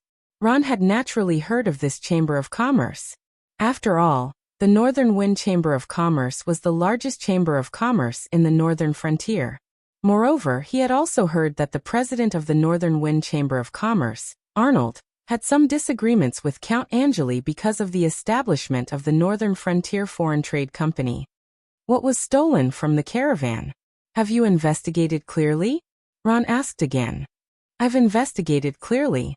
It's said to be a huge amount of bonds." "Is it the kind of bonds that the House of St. Hilda recently issued?" "That's right." Ron smiled faintly.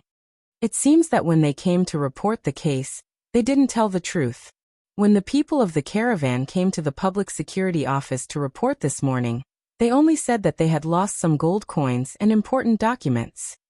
The caravan probably didn't dare to tell the truth. After all, the value of the bonds is huge. Even Capone has been alarmed and is personally investigating. Jason said with certainty. The Alfalfa Brotherhood was a loose organization that didn't have any confidentiality to speak of. The moment Capone told Orlando about this matter, the news immediately leaked out. Ron didn't speak anymore and just paced back and forth in the room. He suddenly felt that this matter wasn't as simple as it seemed on the surface. How could the Northern Wind Chamber of Commerce come to Alfalfa City with such a huge amount of bonds? Who was the person they were trading with? The reason why Capone was so nervous, was it because of the huge value of the bonds that moved him? Or was it because of the big shot behind him in the eastern region? Of course, the most important thing was, what kind of impact would this matter bring to Alfalfa City? Jason saw that Ron hadn't spoken, so he couldn't help but feel anxious. He took the initiative to ask, "Father, what should we do?" Ron pondered for a long time and then said, "Immediately go to the Red Maple Manor and inform Count Angeli about this matter." Jason scratched the back of his head and said with some hesitation, "Father, didn't you say that we should condone these merchants from the northern frontier coming to Alfalfa City to smuggle? Why did you take the initiative to alarm Count Angeli now?" "Because there's a problem with this Northern Wind Chamber of Commerce," Ron said in a deep voice. "Don't ask any more questions. Leave immediately." Yes. Jason had no choice but to suppress the doubts in his heart, and turned around to leave.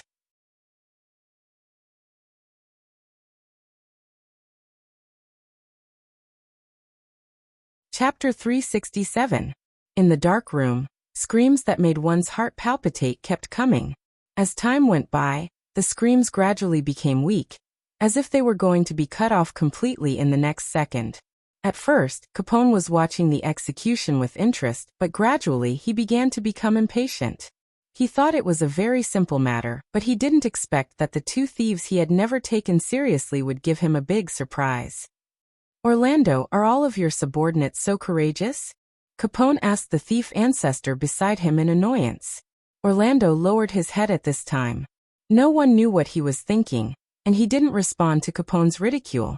Brew, who had been brutally tortured, was on the verge of death. This hellish experience had transformed his initial feelings of grievance and confusion into his current feelings of anger and despair. It also made him understand a lot of things. He knew that no matter how he defended himself or told the truth, no one would be willing to believe him. Compared to the priceless bonds, the life of a thief like him was not worth mentioning at all. But Brew was unwilling. Harry's framing, Capone's indifference, Orlando's indifference. Finally, Brew's mentality completely darkened. Feeling his vitality fading away bit by bit, Brew's eyes flashed with the brutality of a dying lone wolf. At this moment, he only wanted to destroy everything in front of him, and let this city of sin be buried with him. "Water! Water!" Hearing Brew's weak voice, Capone, who was about to give up, suddenly had his eyes lit up. "You finally figured it out?" Brew nodded slowly, trying to hide the resentment in his eyes. Capone was delighted and said, "Put him down and give him water." Orlando finally recovered from his silence. He turned around and looked at Brew, who was no longer in a human shape. There was more or less a trace of guilt in his heart, but it was soon replaced by an inexplicable anger. "You were the one who took it, so why did you wait until now to confess? Not only did you harm yourself, but you also made me lose face in front of Capone." However, Orlando also knew that he had to show enough warmth at this time. He hurriedly stepped forward to help Brew sit up, and personally fed him water. After drinking some water, Brew was finally able to catch his breath. However, he knew that he didn't have much longer to live. The hypocrisy of this adoptive father in front of him only made him feel more disgusted than ever. "Father, I'm sorry. I've let you down." However, Brew expressed a strong sense of admiration. This made Orlando feel guilty again, and he said sincerely, "Brew, don't worry.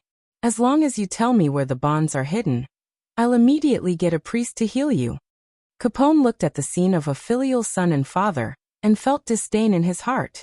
However, he did not step forward to disturb them. Right now, he only wanted to find the bonds and end this matter.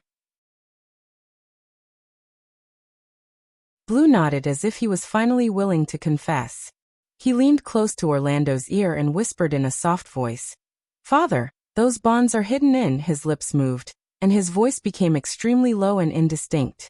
Capone couldn't help but take a few steps closer, wanting to listen carefully. However, Bruce suddenly raised his head, grinned at Capone and said hatefully, "You'll never get those bonds. That's the last gift I left for father." After saying this, a trace of relief and pleasure flashed across Bruce's face. Then, under the shocked gazes of Capone and Orlando, he crashed into the execution rack behind him. The sharp blade on the shelf easily pierced through Bruce's neck. His eyes rolled back, and he stopped breathing. Capone was stunned for a moment. Then he immediately growled at Orlando, who was squatting foolishly. "Damn it! What did that kid say to you? Where are the bonds hidden?" Orlando didn't seem to have recovered from the series of changes in front of him. When he heard this, he only replied subconsciously, "But I didn't hear anything clearly just now." "You didn't hear clearly?" Capone's face suddenly turned ferocious. He grabbed Orlando's collar, pulled him up from the ground and roared, "Orlando, do you really think I'm a fool? Or do you also want to have a taste of these punishments?" Orlando was also angry, but he also knew that he wasn't Capone's opponent. He felt wronged, like a girl who had just been raped, and loudly defended himself. "I'm telling the truth. Brew didn't say anything just now. Can't you see through such a simple scam?" "Scam? Hee, Orlando. How do I know that you don't want to take the wealth for yourself? However, I have to warn you that these bonds are of great importance. It's not something a thief like you can covet. If you don't hand them over, don't even think about leaving Alfalfa City alive." In the face of Capone's threat, a long-suppressed anger rose in Orlando's heart. He immediately straightened his neck and roared, "Capone, do you really think you can run amok in Alfalfa City? Don't forget, you're just a newcomer who came here 3 years ago. If it weren't for someone supporting you from behind, do you really think we'd be willing to submit to you? I'm also warning you, don't go too far. Otherwise, the waters of Alfalfa City are definitely deeper than you can imagine." Capone was so angry that he laughed and kicked Orlando in the stomach. Orlando's subordinates, who were surrounding him, pulled out their long swords and glared at Capone. However, Capone didn't pay any attention to these people in the slightest. More than 10 years of carnage had long since forged his steel-like willpower. Moreover, as a rank 5 warrior, he also had extraordinary self-confidence and conceit. No one here could threaten him. Capone gloomily stared at Orlando, who had fallen to the ground, and said in a deep voice, "I don't care whether that kid lied or who stole the bonds. But as the person in charge of this city's thief organization, you must find these bonds. I'll give you 3 days. If I don't see these bonds within 3 days, you can just wait to collect your corpse." After saying that, Capone heavily snorted and squeezed his way out of the middle of Orlando's subordinates who were eyeing him covetously.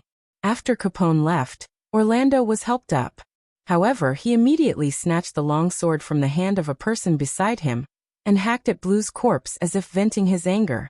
It wasn't until Blue's corpse was cut into pieces and badly mutilated that Orlando stopped, gasping for breath. At this time, Orlando's heart was full of resentment and grievance. He was carrying this pot on his back for no reason at all. Moreover, he also realized that Blue, this kid, actually didn't forget to play a trick on him before he died. He really was his good son. After what he did, perhaps the whole city would soon know that the priceless bonds were in Orlando's hands. The key point was that he didn't know anything at all. More importantly, Orlando realized that if he couldn't take out anything to give to Capone, then what would he do after 3 days? The subordinates beside him seemed to have thought of this as well. They all focused their gazes on Orlando, waiting for his orders. Orlando muttered to himself for a long time before he finally gritted his teeth and said fiercely, "Does Capone really think that he can cover the sky with one hand in Alfalfa City? Come with me." After saying that, he took the lead and walked out. The subordinates looked at each other in dismay and hurriedly followed. You're tuning in to the Limei's Wuxia Whispers YouTube channel. We're so grateful for your support, and don't forget to subscribe to join us on this incredible journey through captivating stories. Your generosity through donations truly makes a world of difference, as it's the primary source of revenue that allows me to expand and enhance this channel for you. Thank you from the bottom of my heart for being a part of this adventure.